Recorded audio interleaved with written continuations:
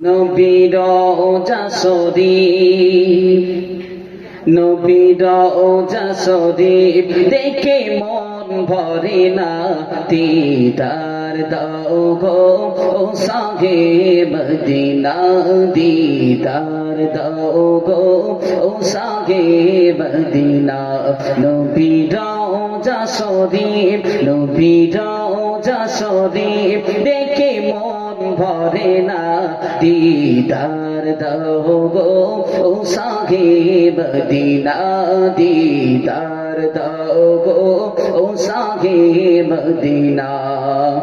আরশের মেহমান করেছেন আল্লাহ, কত শান কত মান মোর কামলিওয়ালা। জোরে হবে না সুবহানাল্লাহ? আর একটু মহব্বতে হয় না? আরশের মেহমান করেছেন আল্লাহ, কত শান কত মান মোর কামলিওয়ালা।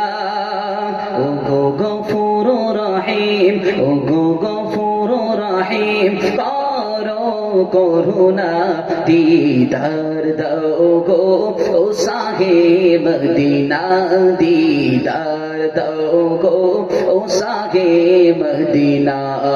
দরুদ আল্লাহুম্মা সাল্লি আলা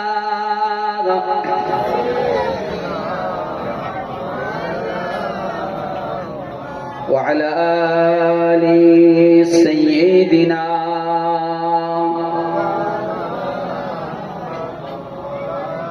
পৃথিবীর যত জায়গায় আমি গিয়েছি, কম বেশি দুঃখ দিলে পেয়েছি। পৃথিবীর যত জায়গায় আমি গিয়েছি, কম বেশি দুঃখ দিলে পেয়েছি। শুনি নবী রওজা পাকে গেলে দুঃখ থাকে না, দিদার দাও গো ও সাহে মদিনা, দিদার দাও গো ও সাহে মদিনা। নবীর রওজা শরীফ, নবীর রওজা শরীফ দেখে মন ভরে না, দিদার দাও গো ও সাহে মদিনা, দিদার দাও গো ও সাহে মদিনা। আল্লাহুম্মা সাল্লি আলা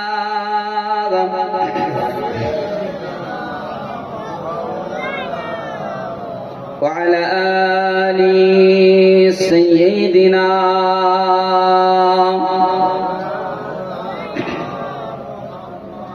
কালমা লা ইলাহা ইল্লাল্লাহ,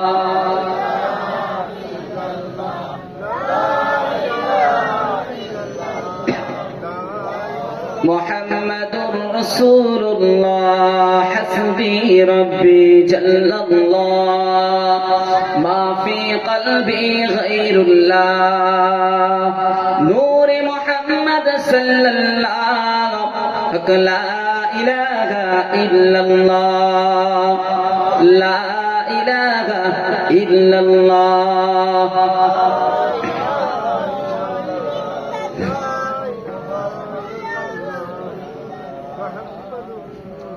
তুমি আসমানে থাকো প্রভু, মোরা জমিনে। তুমি আসমানে থাকো প্রভু, মোরা জমিনে। তবু তোমারি প্রেম জমে হৃদয় গহীনে। মোরা তোমারি গোলাম গো, অন্য কারণ মোরা তোমারি গোলাম গো, অন্য কারণ। আলিমুল গায়ব তুমি, মালিক রব্বানা।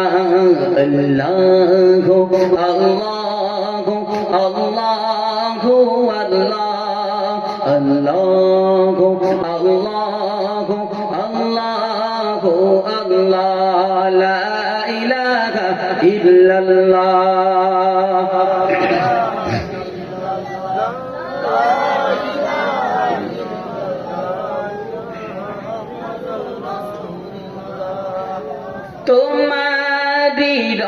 নিয়ম ছাড়া বাঁচা বড় দায় প্রতিদিনে প্রতিক্ষণে চড়িয়ে রাখো গো আমার কত শত ভুল মাফ করে দাও জানা কি অজানা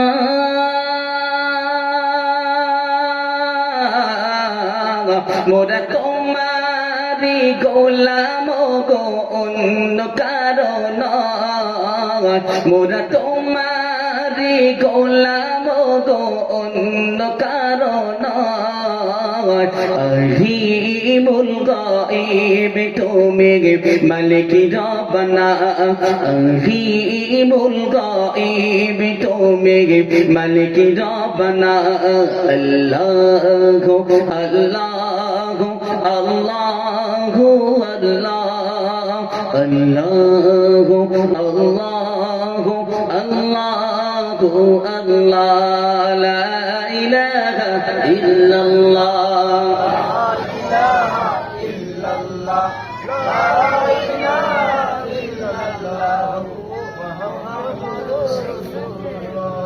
বলো না খোদা আজ তুমি কোথায় তোমার খোঁজে আমার দিন রজনী যায় বলো না খোদা আজ তুমি কোথায় তোমার খোঁজে আমার দিন রজনী যায় নিঃশ্বাসে নিঃশ্বাসে জপি তোমারি নাম নিঃশ্বাসে নিঃশ্বাসে জপি তোমারি নাম শুনতে কি তুমি পাও না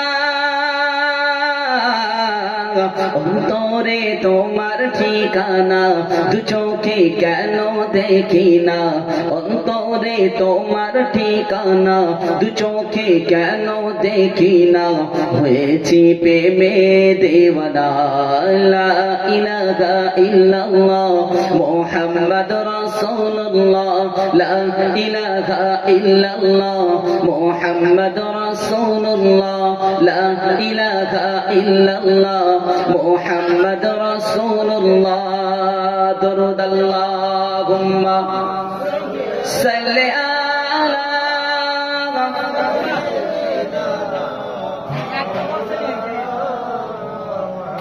وعلى آل سيدنا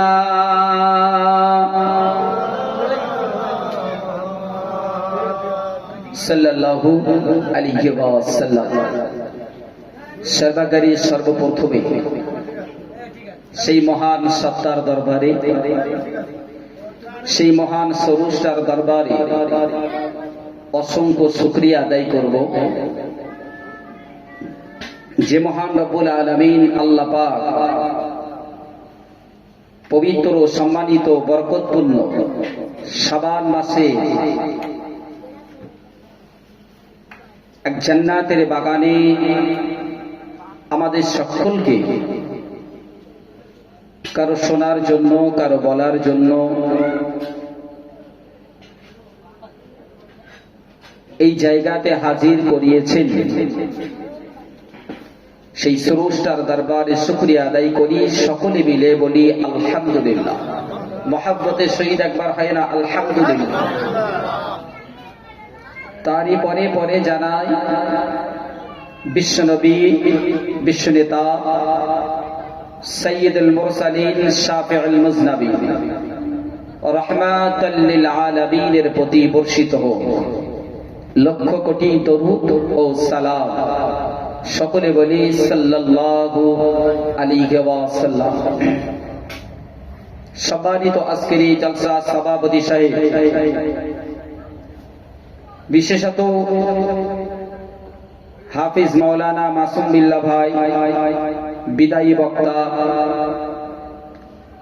কমিটি বৃন্দ সামনে উপবিষ্ট বসে থাকা আমার জ্ঞানী গুণী মুরব্বী বাপজানেরা জওয়ান তরুণ যুবক ভাইয়েরা পর্দানাসিনা আমার আম্মাজান বোনেরা সকলকে আমার অন্তরের স্থল থেকে সালাম ও মোবারকবাদ জানিয়ে মহান স্রষ্টার যদি কৃপা হয়, করুণা যদি থাকে, সংক্ষিপ্ত কিছু আলাপ আলোচনা ইনশাআল্লাহ রাখব।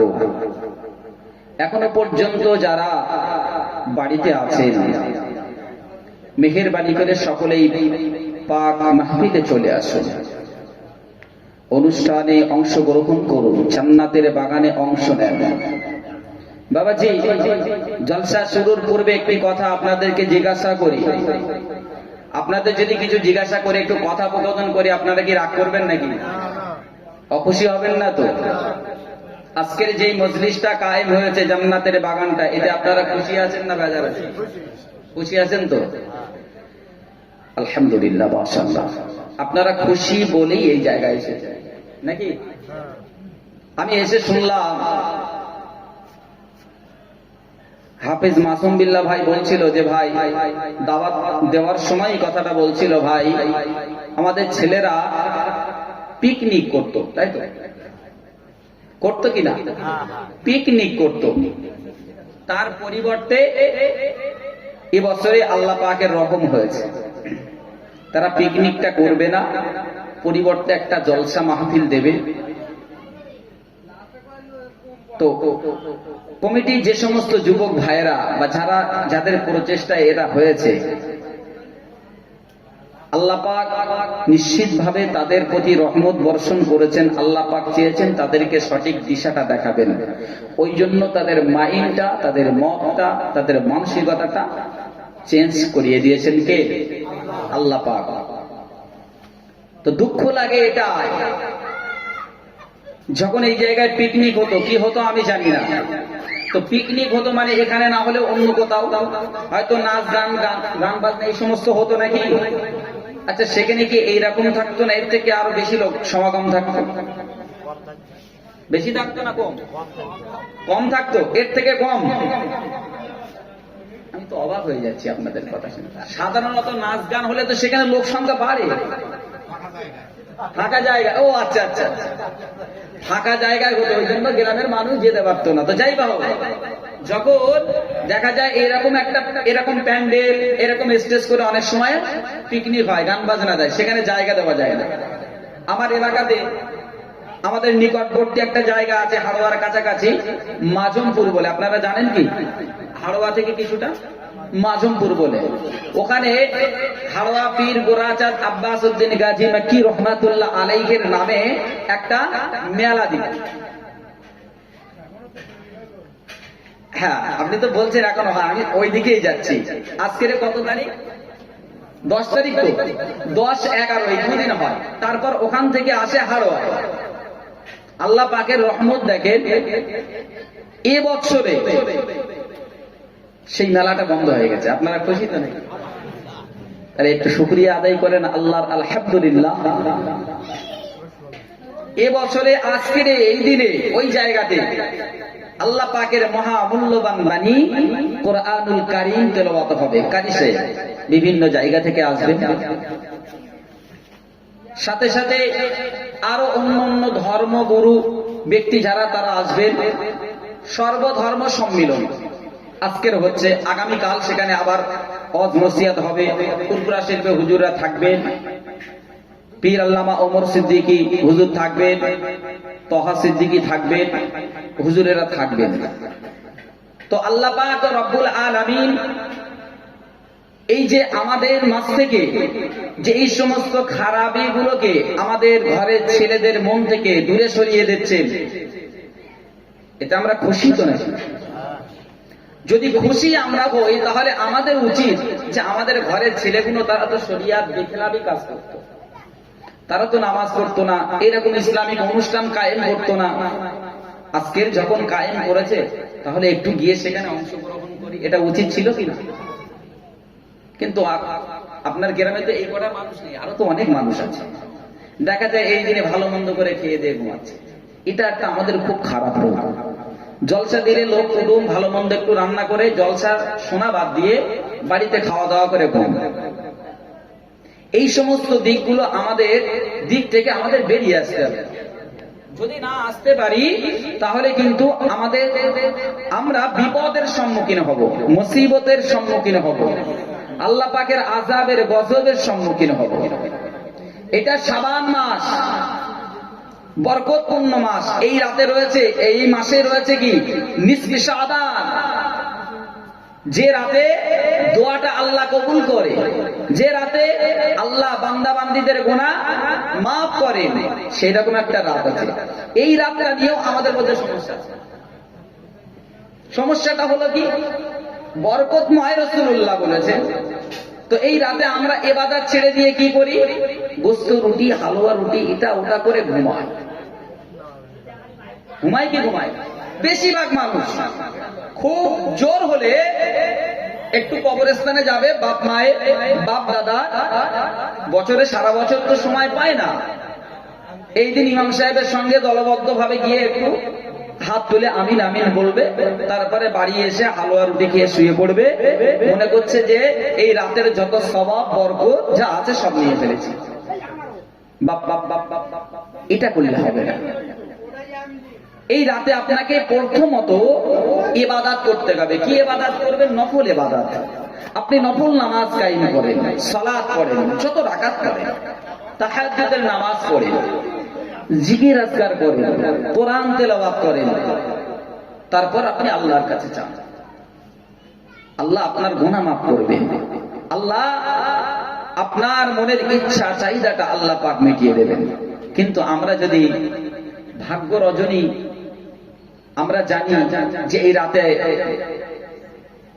নসিবটাকে বদলানো যায়, পাল্টানো যায়, তারপরেও আমরা হালুয়া রুটি খেয়ে ঘুমাবো, আর আল্লাহ আমার নসিবে ভালো কিছু লিখে রাখবেন, এই গ্যারান্টি আছে? কোনদিন কি হতে পারে? এই কারণে আজকের কিছু মানুষ,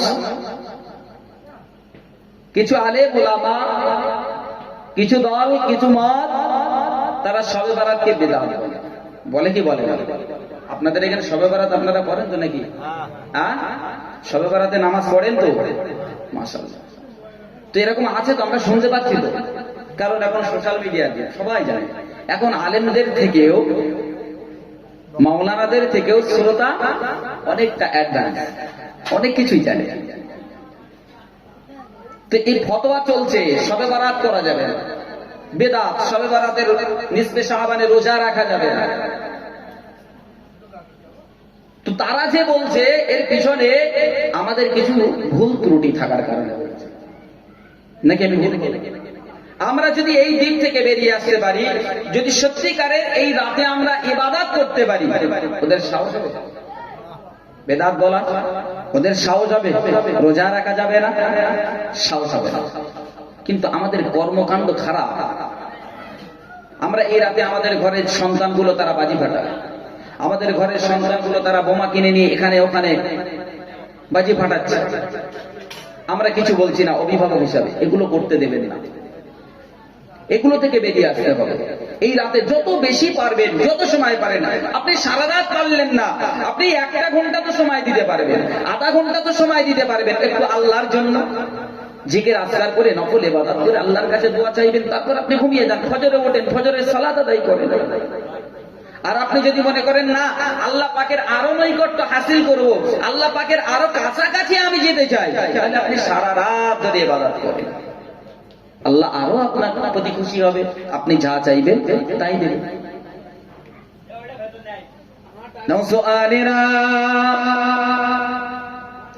ও তরুণেরা, ও যুবকেরা, ও সোনার মালিকেরা, ও আমার আব্বা জানেরা, ও আমার আম্মা জানেরা,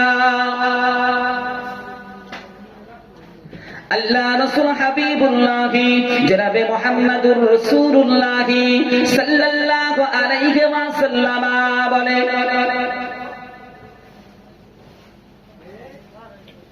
যখন শাবান মাস আমার সম্মুখে হাজির হয়ে যেত, আমি যখন শাবান মাসে পৌঁছে যেতাম, ওই সময় আমি আল্লাহ দরবারে দোয়া চাইতাম, আল্লাহ দরবারে আমার আপনার নবী হাবিবুল্লাহ মুস্তাফা আরবি দোয়া চাইতেন। ও সোনার মানিকেরা, আল্লাহ রাসূল কি দোয়া চাইতেন? আল্লাহ রাসূলের কি দোয়ার প্রয়োজন ছিল? আল্লাহ রাসূলের তো কোনো গুনাহ ছিল না, আল্লাহ রাসূলের জীবনে ভুল ত্রুটি ছিল না। তিনি যেটাই করেছেন স্রষ্টার নির্দেশে করেছেন, তিনি যেটাই করেছেন রবের নির্দেশে করেছেন, তিনি যেটাই করেছেন রব্বে কারীমের নির্দেশ মেনে করেছেন। নওজোয়ানেরা, তরুণেরা, আব্বারা, আল্লাহ নবী বলেন যখন শাবান মাস এসে যেত আমি বেশি বেশি করে আল্লাহর কাছে দোয়া চাইতাম। সাহাবায়ে কেরামদেরকে শিখিয়ে দিতেন, ও আমার সাহাবারা সাহাবীরা, ও আমার সাহাবীরা, তোমরা শাবান মাস আসলে তোমরা দোয়া চাও, আল্লাহুম্মা বারিক লানা ফি রজবি ওয়া শাবান ওয়া বাল্লিগনা রমাদান, আল্লাহুম্মা বারিক লানা ফি রজবি ওয়া শাবান وبلغنا رمضان اللهم بارك لنا في رجب وشعبان وبلغنا رمضان। নওজোয়ানেরা, আব্বারা, আল্লাহ নবী বলেন সাহাবারা সাহাবীরা, জগৎবাসীরা, তোমরা আল্লাহ পাকের দরবারে দোয়া চাও। ও রব্বুল আলামিন, আল্লাহ রজব মাসে রহমত বরকত করো, আমার নসিবে দান করো। ও রব্বুল আলামিন, আল্লাহ শাবানের রহমত বরকত গুলো আমার নসিবে দান করো। ও রব্বুল আলামিন, আল্লাহ রমজানুল মুবারক মাসে নিয়ামত গুলো আমার নসিবে দান করে। আল্লাহ রাসূল বলতেন রজবে রহমত বরকত গুলো আমাদের নসিবে দেন, আর রমজানুল মুবারক মাসের রহমত গুলো আমাদেরকে দেন, আর রমজান মাসটা আমাদের জন্য আল্লাহ আপনি কবুল করে নেন। বলেন না সুবহানাল্লাহ। আমরা কজন এই দোয়াটা চাই আল্লাহ? শবে বরাতের মাস আসলে আমরা অনেকেই আমাদের খেয়ালই থাকে না যেটা শাবান চাঁদ, শবে বরাতের মাস এই তো হয়ে গেল, রবিবারের দিনগত রাত পড়ছে, তো শবে বরাতের রাত পড়ছে মুসলমানের মধ্যে দেখেছেন? এটা যদি 1 জানুয়ারি হতো দেখতে পেতেন, 14 ফেব্রুয়ারি হতো আপনি বুঝতে পারতেন, 26 ডিসেম্বর না 25 ডিসেম্বর আপনি জানতে পারবেন। কিন্তু মুসলমান, আমরা মুসলমান ঘরে জন্ম, কলমা পড়নেওয়ালার ঘরে জন্ম, তারপরেও আমরা আরবি মাসে কোন মাসে কি নিয়ামত আল্লাহ দিয়েছেন সেটাও জানি না, সে খবর আমাদের কাছে নেই। নওজোয়ানেরা, তরুণেরা, আব্বারা, ও সোনার মানিকেরা, আল্লাহ নবী হাবিবুল্লাহ জনাবে মুহাম্মদ রাসূলুল্লাহ সাল্লাল্লাহু আলাইহি ওয়াসাল্লাম জানিয়ে দেন, হাদিস শরীফের মধ্যে এসেছে সোনার মানিকেরা, আল্লাহ নবী হাবিবুল্লাহ বলেন, ও আমার সাহাবারা সাহাবীরা, যখন শাবান মাস আসে, যখন নিসফে শাবানে যখন তোমরা হাজির হয়ে যাও, 14 তারিখে দিবাগত রাতটা যখন তোমাদের কাছে আসে, তোমাদের সম্মুখে এসে যায়, তখন তোমরা এই রাতে বেশি বেশি করে আল্লাহ পাকের দরবারে রোনাজারি করো, বেশি বেশি করে আল্লাহ পাকের দরবারে দোয়া চাও, বেশি বেশি করে আমল ইবাদত করো। কেননা হাবিবুল্লাহ জানিয়ে দিলেন, ও আমার সাহাবারা সাহাবীরা, এই রাতে যখন চলে আসে, যখন সূর্যটা অস্ত চলে যায়, সূর্যটা যখন অস্ত চলে যায়, আমার আল্লাহ পাক রব্বুল আলামিন প্রথম আসমানে, পৃথিবীর নিকটতম আসমানে আমার আল্লাহ পাক অবস্থান করে। আমার আল্লাহ পাক পৃথিবীর নিকটতম আসমান অর্থাৎ প্রথম আসমানে নেমে আসে। আল্লাহ নবী বলেন, সাহাবারা সাহাবীরা, আল্লাহ পাক প্রথম আসমানে নেমে এসে তার বান্দা বান্দীদের দিকে রহমতের দৃষ্টিতে তাকান। একটু জোরে হবে না? স্রষ্টার দৃষ্টি যদি আমার আপনার প্রতি থাকে, আর কিছু চাওয়া লাগবে? আর কিছু পাওয়ার আছে? নওজোয়ানেরা, তরুণেরা, আব্বারা, আল্লাহ নবী মুসা আলাইহিস সালামের একটি ঘটনা আপনাদেরকে বলি, হয়তো বা আপনার জানা থাকতে পারে, শোনা হলেও একটু স্মরণ করিয়ে দেই। আল্লাহ নবী মুসা আলাইহিস সালামের জামানায় একজন ব্যক্তি, একজন আল্লাহর আবিদ বান্দা পাহাড়ের উপরে গিয়ে 70 বছর ধরে আল্লাহ পাকের ইবাদত করছে, আল্লাহ পাকের জিকির আজকার করছে, আল্লাহ পাকের সালাত আদায় করছে।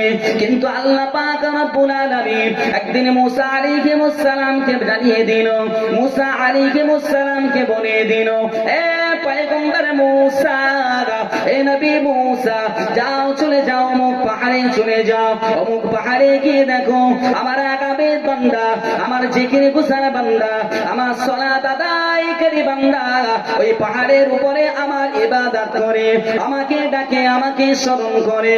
ও নওজওয়ানেরা, তরুণেরা, আব্বারা, স্রষ্টা দৃষ্টি থাকাটা যে কতটা উপকারী একটু খেয়াল করে শুনে রেখে দাও বাবা। আল্লাহ নবী মুসা আলাইহিস সালাম যখন কথাটা শুনলেন, আল্লাহকে জিজ্ঞাসা করেন, ও রব্বুল আলামিন, আল্লাহ আমি গোলাম এই জামানার পয়গম্বর, আমি গোলাম মুসা, আমি গোলাম নবী, আমাকে নবী করে পাঠালেন, আমি তো পয়গম্বর আপনার বন্ধু। ও রব্বুল আলামিন, আল্লাহ আমার থেকে এমন কোন বড় ব্যক্তি কে আছে যার খবরটা আল্লাহ তোমার কাছে আছে? আমার থেকে কি এমন বড় আছে? আমি পয়গম্বর, আমি নবী, যে আপনার কাছে তার খবর আছে? আব্বা জানেরা, সোনার মালিকেরা, আল্লাহ পাক জানিয়ে দিলেন, ও পয়গম্বর মুসা, যাও চলে যাও, তুমি গিয়ে দেখো ওই পাহাড়ে যে ব্যক্তিটা বসে আছে ইবাদতে মগ্ন আছে, ওকে গিয়ে তুমি জানিয়ে দাও 70 বছর ধরে আমি আল্লাহ আমার ইবাদত বান্দিগিতে আছে।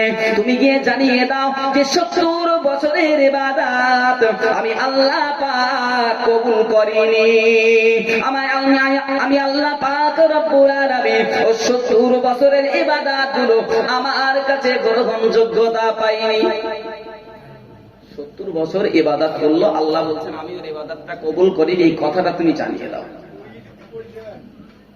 নওজওয়ানেরা, সোনার মালিকেরা, আব্বারা, আল্লাহ নবী মুসা আলাইহিস সালাম চলে গেলেন। আল্লাহ নবী গিয়ে ওই আবেদ বান্দাকে ডেকে বলে, ও আল্লাহর বান্দা, তুমি ইবাদত করছো আল্লাহ পাকের, এখানে বসে বসে আল্লাহর ইবাদত করো, জিকির করো, আল্লাহ সালাত আদায় করো। ও আল্লাহর আবিদ বান্দা, আল্লাহ পাক এই মাত্র আমাকে জানিয়ে দিয়েছে, আমাকে এখানে পাঠিয়ে দিয়েছে, তুমি 70 বছর ধরে তুমি ইবাদত করছো, কিন্তু মহান স্রষ্টা জানিয়ে দিয়েছে তোমার 70 বছরের ইবাদত আল্লাহ পাকের দরবারে একটাও ইবাদত কবুল হয়নি।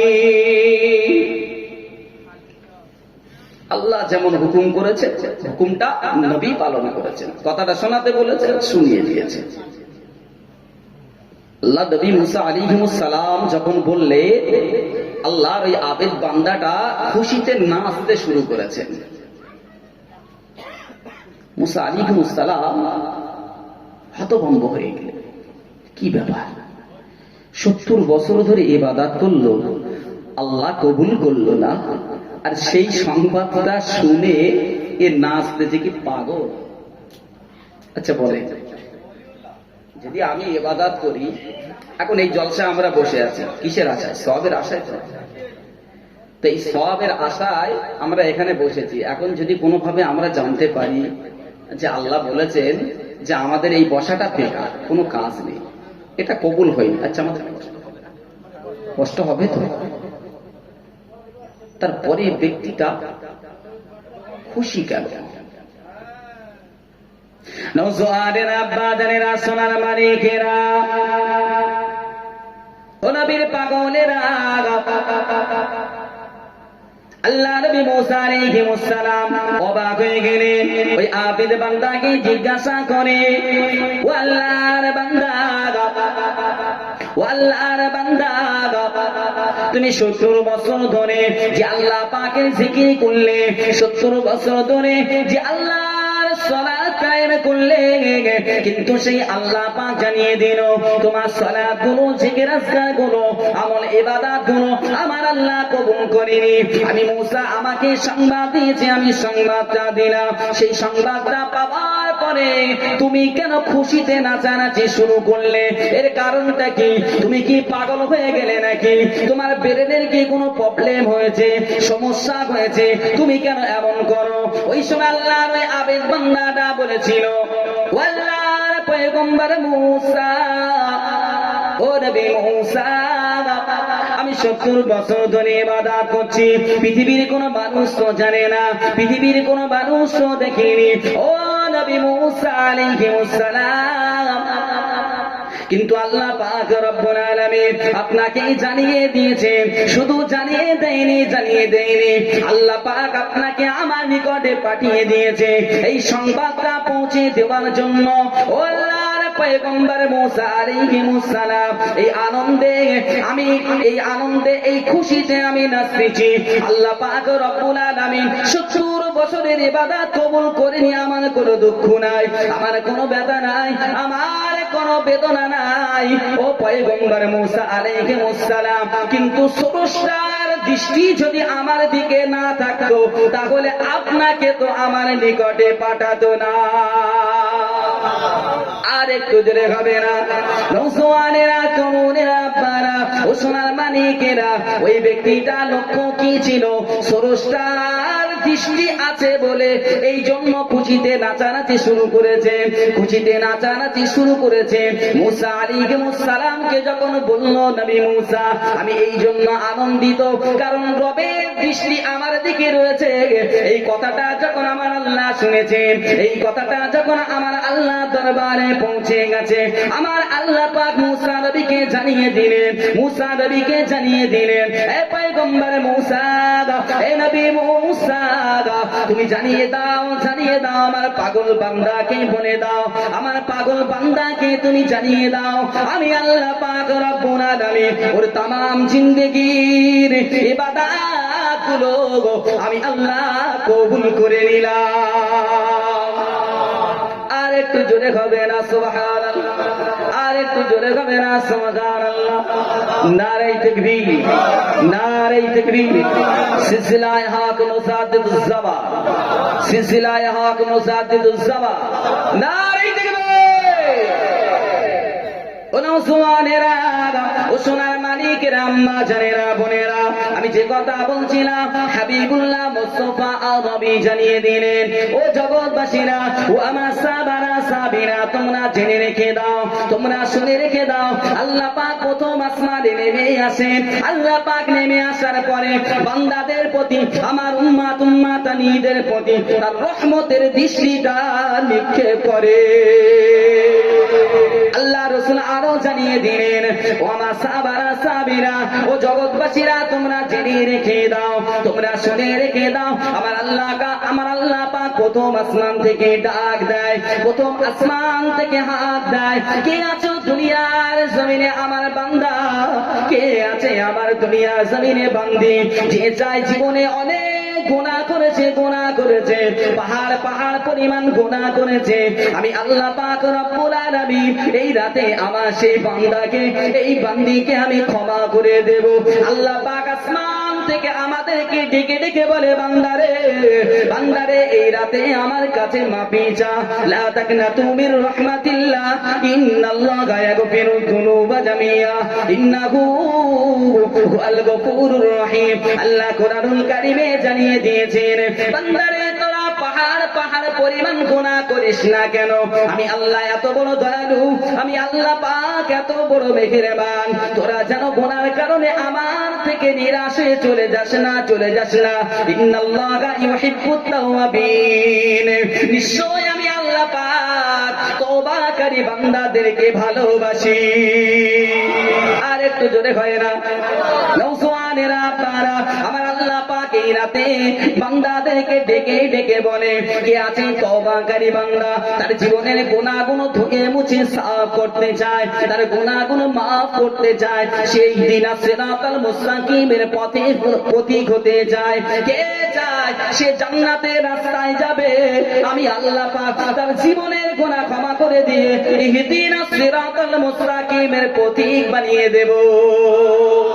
নওজওয়ানের আব্বারা, আল্লাহ রাসূল আরো জানিয়ে দিলেন আমার কোন বান্দা আছে পৃথিবীর জমিনেতে, পৃথিবীর জমিনে আমার কোন বান্দী আছে যে অনেক দিন যাবত, অনেক বছর যাবত কঠিন রোগে আক্রান্ত হয়ে পড়ে আছে, সে চায় একটু মুক্তি, সে চায় শেফা, রোগ থেকে মুক্তি চায়, রোগ থেকে শেফা চায়, বড় বিপদের মধ্যে আছে, বড় মুসিবতের মধ্যে আছে। ওরে বান্দারে, ওরে বান্দি রে, এই রাতে আমি আল্লাহ তোদেরকে ডাক দিই, তোরা আমার কাছে চা, তোরা আমার কাছে চা, আমি আল্লাহ তোদেরকে শেফা দান করব, আমি আল্লাহ তোদেরকে রোগ থেকে মুক্তি দেব।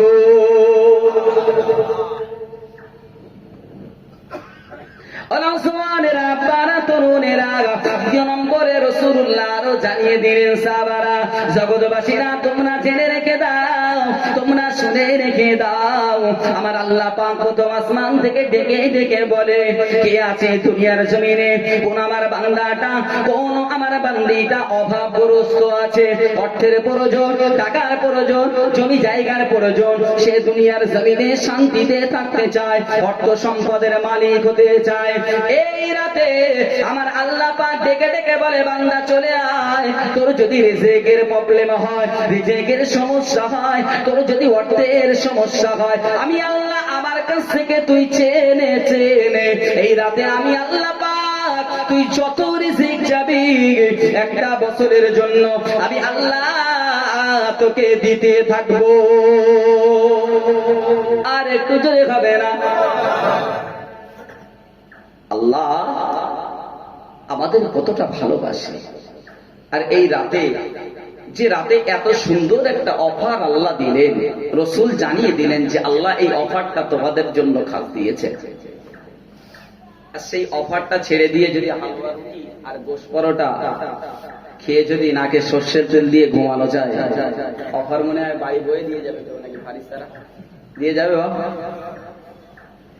শপিং মলে যখন ডিসকাউন্ট 10%, 20%, 30%, সেখানে যাওয়া খুব মুশকিল। বাড়ির বেটা ছেলে, মেয়ে ছেলে, ছেলে বউ বাচ্চা যায় না কেন?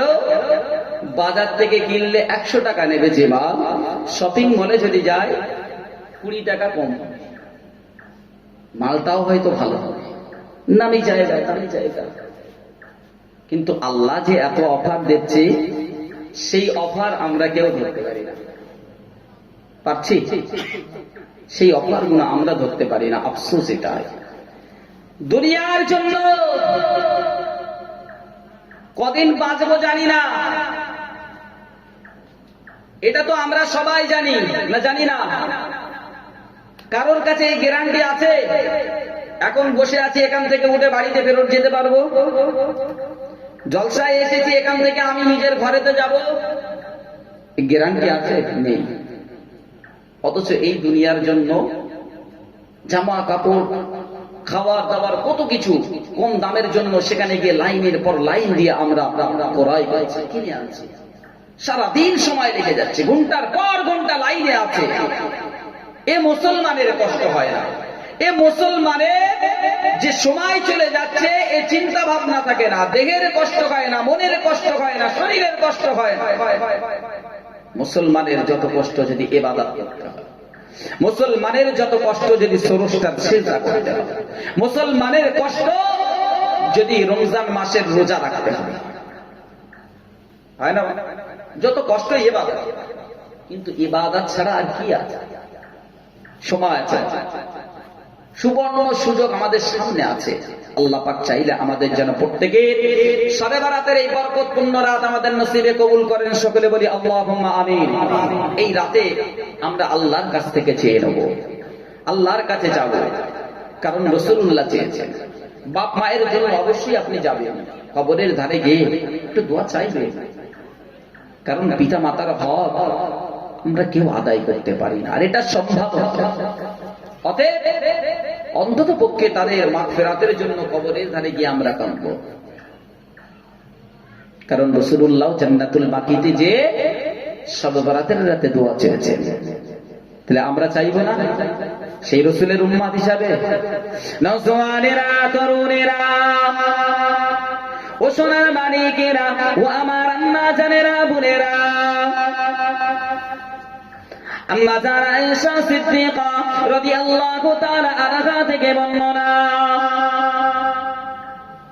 আম্মা জান আয়েশা সিদ্দিকা রাদিয়াল্লাহু তাআলা আনহা বর্ণনা করেন, একদা রাতে রাসূলুল্লাহ আমার ঘরে অবস্থান করছিলেন, কিন্তু দেখতে পাওয়া যায় আমার ঘুমটা যখন ভেঙে গেল, আমি যখন জেগে উঠলাম, আমি দেখতে পেলাম আল্লাহ রাসূল বিছানাতে নাই।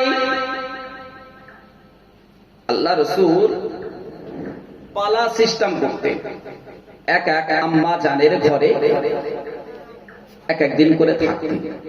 আম্মা জান আয়েশা সিদ্দিকার ঘরে আছে।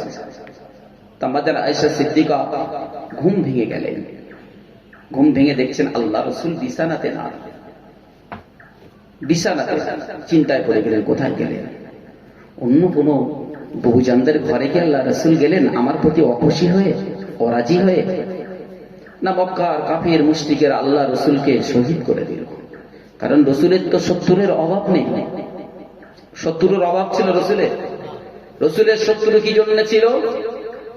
আল্লাহর কথা বলার কারণে, তাওহীদের কথা বলার কারণে, রিসালাতের কথা বলার কারণে, জাহান্নামের ভয় দেখানোর কারণে, জান্নাতের সুসংবাদ দেওয়ার কারণে আল্লাহ রাসূলের শত্রু ছিল। অন্য কোনো কারণ দুনিয়াবি কোনো স্বার্থের জন্য ছিল না। আম্মা জান আয়েশা সিদ্দিকা রাদিয়াল্লাহু তাআলা আনহু ঘুম থেকে যখন দেখলেন রাসূল নেই, চিন্তিত হয়ে পড়লেন। নওজওয়ানেরা, আব্বারা, ও সোনার মানিকেরা, আম্মা জান আয়েশা সিদ্দিকা রাদিয়াল্লাহু তাআলা আনহা আল্লাহ রাসূলকে খুঁজতে শুরু করলেন। খুঁজতে খুঁজতে আম্মা জান আয়েশা সিদ্দিকা রাদিয়াল্লাহু তাআলা আনহা একটা সময় জান্নাতুল বাকি পর্যন্ত পৌঁছে গেলেন। জান্নাতুল বাকিতে গিয়ে দেখতে পান আল্লাহ নবী জান্নাতুল বাকি কবরস্থানে দাঁড়িয়ে দাঁড়িয়ে আল্লাহ পাকের দরবারে রোনাজারি করে, আল্লাহ পাকের দরবারে উম্মতি মুহাম্মাদের জন্য মাফি চায়, আল্লাহ পাকের দরবারে আল্লাহ রাসূল বরকতের জন্য দোয়া চায়। আম্মা জান আয়েশা সিদ্দিকা রাদিয়াল্লাহু তাআলা আনহা আল্লাহ নবীকে দেখার পরে উনি পিছু নিয়েছেন, বাড়িতে চলে আসবেন। আল্লাহ নবী দেখার আগে উনি বাড়িতে চলে আসবেন।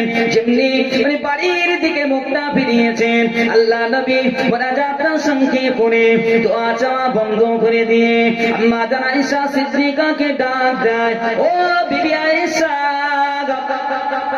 ও বিবি আয়েশা, কি তালাশের জন্য তুমি এসেছো আয়েশা? তুমি কিসে তালাশে বার হয়েছো? তুমি কি ভেবেছো আল্লাহ ও আল্লাহ রাসূল তোমার সঙ্গে অবিচার করবে? ও বিবি আয়েশা, তুমি কি ভেবেছো আল্লাহ আল্লাহ রাসূল তোমার সাথে বিচারিতা করবে? আম্মা জান আয়েশা সিদ্দিকা রাদিয়াল্লাহু তাআলা আনহা আল্লাহ নবীকে বলেন, ইয়া রাসূলুল্লাহ, ইয়া হাবিবাল্লাহ, আমার ভুল হয়েছে। আমি প্রথমেই মনে করেছিলাম হয়তো আপনি আমার প্রতি অখুশি হয়ে, হয়তো আমার প্রতি অরাজি হয়ে অন্য কোন বুবুজানদের ঘরে গিয়েছেন। ইয়া রাসূলুল্লাহ, ইয়া হাবিবাল্লাহ, কিন্তু আপনি জান্নাতুল বাকিতে এসেছেন আমি জানতাম না। ইয়া রাসূলুল্লাহ, ইয়া হাবিবাল্লাহ, ওই জন্য আমি এদিকে ওদিকে আপনাকে খুঁজছিলাম। নওজওয়ানেরা, আব্বারা, আম্মা জানেরা, আল্লাহ নবী হাবিবুল্লাহ বলতে থাকে, ও বিবি আয়েশা, ও বিবি আয়েশা, তুমি কি জানো না আজকে নিসফে শাবান, আজকে শাবান চাঁদের 14 তারিখে দিবাগত রাত, 15 তারিখে রাত। এই রাতে আমার আল্লাহ পাক রব্বুল আলামিন বনু কলব গোত্রে ভেড়া বকরি পশম পরিমাণ আমার উম্মতানিদেরকে, আল্লাহর বান্দা বান্দীদেরকে জীবনের গুনাহ খাতাগুলো আমার আল্লাহ পাক ক্ষমা করে থাকে। হবে না। তৎকালীন সবাই আরবের একটি গোত্র ছিল, যে গোত্রটির নাম বনু কলব গোত্র। তো এই গোত্রের লোকেরা পশু পালন করত, বকরি পুষত, ভেড়া পুষত সব থেকে বেশি, মানে ওদের মতো পশুপালনে আর কোন গোত্র ছিল না। তো আল্লাহ রসুল বললেন ওই গোত্রের যে সমস্ত পশু পালন হয়, ভেড়া বকরি, ওই সমস্ত ভেড়া বকরির গায়ে যে পশম গুলো আছে, ওই পশমের সমপরিমাণ আল্লাহর বান্দা বান্দিদের, আবার উম্মাত উম্মাতানিদের জীবনের গোনা খাতাগুলো আমার আল্লাহ পাক এই নিসফে শাবানে আল্লাহ ক্ষমা করে দেন। বলেন না সুবহানাল্লাহ। কত সুযোগ আমাদের কাছে আছে বাবাজি, শুধু আমরা ধরে নিতে পারি না। আমরা শুনি, সেই মোতাবেক চলতে পারি না, সেই মোতাবেক আমল করতে পারি না। এত ওয়াজ নসিহত মিলাদ মাহফিল শুনছি আমরা, ইমাম সাহেবদের কাছ থেকে কত শরিয়াতের মাসলা মাসাইল, নামাজ পড়লে কি হবে, রোজা রাখলে কি হবে, না পড়লে কি হবে, না রোজা রাখলে কি হবে, সব শুনছি। তারপরেও যতটুকু সময় শুনি ততটুকু, তারপরে আমরা খেয়ালই থাকে। বর্তমান আমরা উম্মতে মুহাম্মাদীদের যে দশা, যদি আমার আল্লাহ পাক আল্লাহর নবী হাবিবুল্লাহ মুস্তাফা আরবি আল্লাহ পাকের দরবারে যদি দোয়া না চাইতেন যে আল্লাহ আমার উম্মতদেরকে সমূলে ধ্বংস করবেন না, অন্য অন্য নবীর উম্মতদেরকে যেভাবে ধ্বংস হয়েছে ধ্বংস করেছেন, আমার উম্মতদেরকে এমন করবেন না, এই দোয়া না চাইতেন, আল্লাহ যদি কবুল না করতেন, হয়তো ওই রকম মুসিবত আমাদের মাঝে আসতে পারতো কি পারত। উম্মতে মুহাম্মাদীদের যে ইজ্জত, যে সম্মান দেওয়া হয়েছে, আদম আলা নবিয়্যুনা আলাইহিমুস সালাম থেকে নিয়ে আপনি চলে আসেন আমাদের নবী পর্যন্ত, এতটা ইজ্জত, এতটা সম্মান কোন নবীর উম্মতদেরকে দেওয়া হয়নি, কোন নবীর উম্মতদেরকে দেওয়া হয়নি। অন্যান্য নবী আলাইহিমুস সালামের উম্মতদেরকে আল্লাহ যতটা ভালোবাসতেন, ভালোবেসেছেন, তার থেকে অনেক অনেক অনেক গুণ বেশি উম্মতে মুহাম্মাদীদেরকে ভালোবাসে। বলেন না সুবহানাল্লাহ। আমাদের যে ইজ্জত দিয়েছে অন্য কোন নবীর উম্মতরা পায়নি। আমাদের দায়িত্ব আল্লাহ যে ইজ্জত দিয়েছে নবীর ওসিলা করে, মুস্তাফা আরবির ওসিলা করে যে ইজ্জত আমার আপনার দিয়েছে, এই ইজ্জত, এই সম্মান ধরে রাখার দায়িত্ব কার? আমাদের না অন্য কারো? আমাদের তো, আমাদের ধরে রাখতে হবে। এখনো যদি পরিবর্তন না হতে পারি আর কবে হবো? আল্লাহ করে তো শরিয়াত জানার কোনো সমস্যা নেই এখন। আপনি না যদি পড়তেও পারে, হ্যালো বললেই সব দিয়ে দিচ্ছে। এখন হাতে একটা থাকলে দিচ্ছে না, বাবা দেয় না, চেষ্টা করলে জানতে পারবে। তারপরেও আজকের মুসলমান নামাজ আদায় করে না, তারপরেও মুসলমান সালাত নেই, তারপরেও মুসলমান দেখলেই মনে হয় না যে একটা মুসলিম ঘরের সন্তান, ইনি একজন মুসলমান। সূরা এমন ভাবে রেখে দিয়েছে, পোশাক এমন ভাবে আছে, এমনটা করবেন না সোনার মানিকেরা। কারণ হাবিবুল্লাহর উম্মত হিসাবে যদি আমি আপনি সেই মর্যাদা রাখতে চাই, তাহলে আমাদের পরিবর্তন হতে হবে। নইলে কিয়ামতের ময়দানে মাহশারের দিনে রাসূলুল্লাহ যদি একবার বলে দেন তুমি আমার উম্মত না, তাহলে আর কোনো কুল কিনারা থাকবে না, চিরস্থায়ী কিন্তু জাহান্নামী হয়ে যেতে হবে।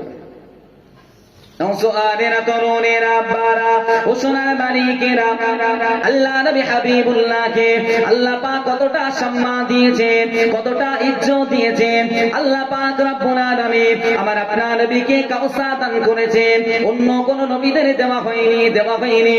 যে কঠিন কিয়ামতের ময়দানে মাহশারের দিনে আল্লাহ পাক রব্বুল আলামিন যখন হিসাব নিকাশ নেবেন, ওই সময় কোনো পানি থাকবে না, পানি পাওয়া যাবে না, পিপাসিত হয়ে হয়ে যাব আমরা সবাই। পানি কোথাও পাওয়া যাবে না, একমাত্র পানি বলতে হাউজে কাউসারের পানি, যার মালিক হলো আমার আপনার নবী মুস্তাফা আরবি। নওজোয়ানেরা তরুণেরা, ওই পানিটা হাউজে কাউসারের পানিটা আমার হাবিবুল্লাহ মুস্তাফা আরবি আমাদেরকে নিজে হাতে পান করাবে। হাবিবুল্লাহ নিজে হাতে পান করাবেন, কিন্তু শর্ত একটা, নবীর উম্মাত হিসাবে আপনাকে আমাকে উঠতে হবে, উম্মাত ব্যতীত কেউ পাবে না।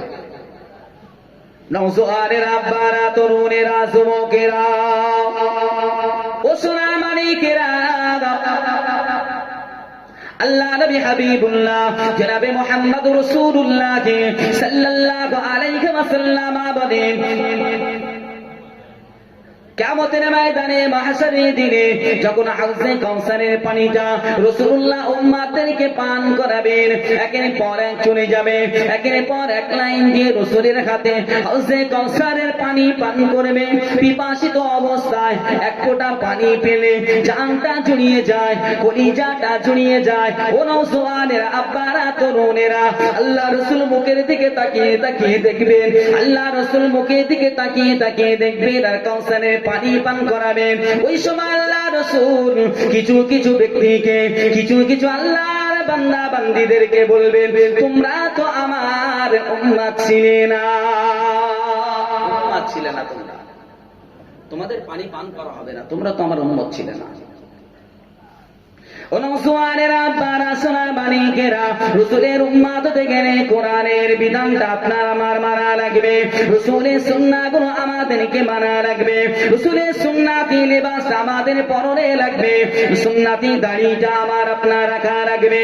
ও নওজোয়ানেরা, তরুণেরা, যুবকেরা, রাসূলের সুন্নাহ যদি আমরা আঁকড়ে ধরতে না পেরেছি, রাসূলের কোন সুন্নাহ যদি আমার আপনার ভিতরে না থাকে, আপনার ক্ষমতা নাই, আমার ক্ষমতা নাই, আমার সাধ্য নাই, কিয়ামতের ময়দানে আপনি আমি যেই হোক না কেন, যে আল্লাহ নবীর সামনে দাঁড়িয়ে দাঁড়িয়ে বলবে আমি আপনার উম্মত। আপনার যদি আমার মধ্যে যদি রাসূলের সুন্নাত না থাকে বলতে পারবেন না, একটা সুন্নাত হলেও আপনাকে আঁকড়ে ধরতেই হবে, মরণ পর্যন্ত যদি আঁকড়ে ধরে রেখে দিতে পারেন, তাহলে কিয়ামতের ময়দানে আপনার আমার নাজাত, শাফাআত পাবো ইনশাআল্লাহ। قال رسول الله صلى الله عليه وسلم شفاعتي لأهل الكبائر من أمتي। আল্লাহ নবী হাবিবুল্লাহ জানিয়ে দিলেন, ও আমার সাহাবারা সাহাবীরা, তোমরা জেনে রেখে দাও, শুনে রেখে দাও, শাফাআতি লিআহলিল কাবাইর মিন উম্মতি, আমার শাফাআতটা হবে, আমার সুপারিশটা হবে আমার গুনাহগার উম্মতের জন্য। একটু জোরে হবে না সুবহানাল্লাহ? আরে রাসূলুল্লাহ তো আমাদের জন্যই শাফাআত করবে, যে মুমিন তার জন্য শাফাআত করার কি দরকার? যে আল্লাহর নৈকট্য হাসিল করেছে তার শাফাআতের দরকার হবে? হবে? হবে না। আল্লাহ রাসূল শাফাআত করবেন আমাদের মতন হতভাগাদের জন্য, যারা নামাজ পড়েছে আবার মাঝে মাঝে একটু ফাঁকি মেরেছে, নামাজ পড়েছে মাঝে মাঝে একটু ফাঁকি মেরেছে, হয়তো নামাজ পড়েছে ফরজটা আদায় করেছে, বাকিগুলো ছেড়ে দিয়েছে,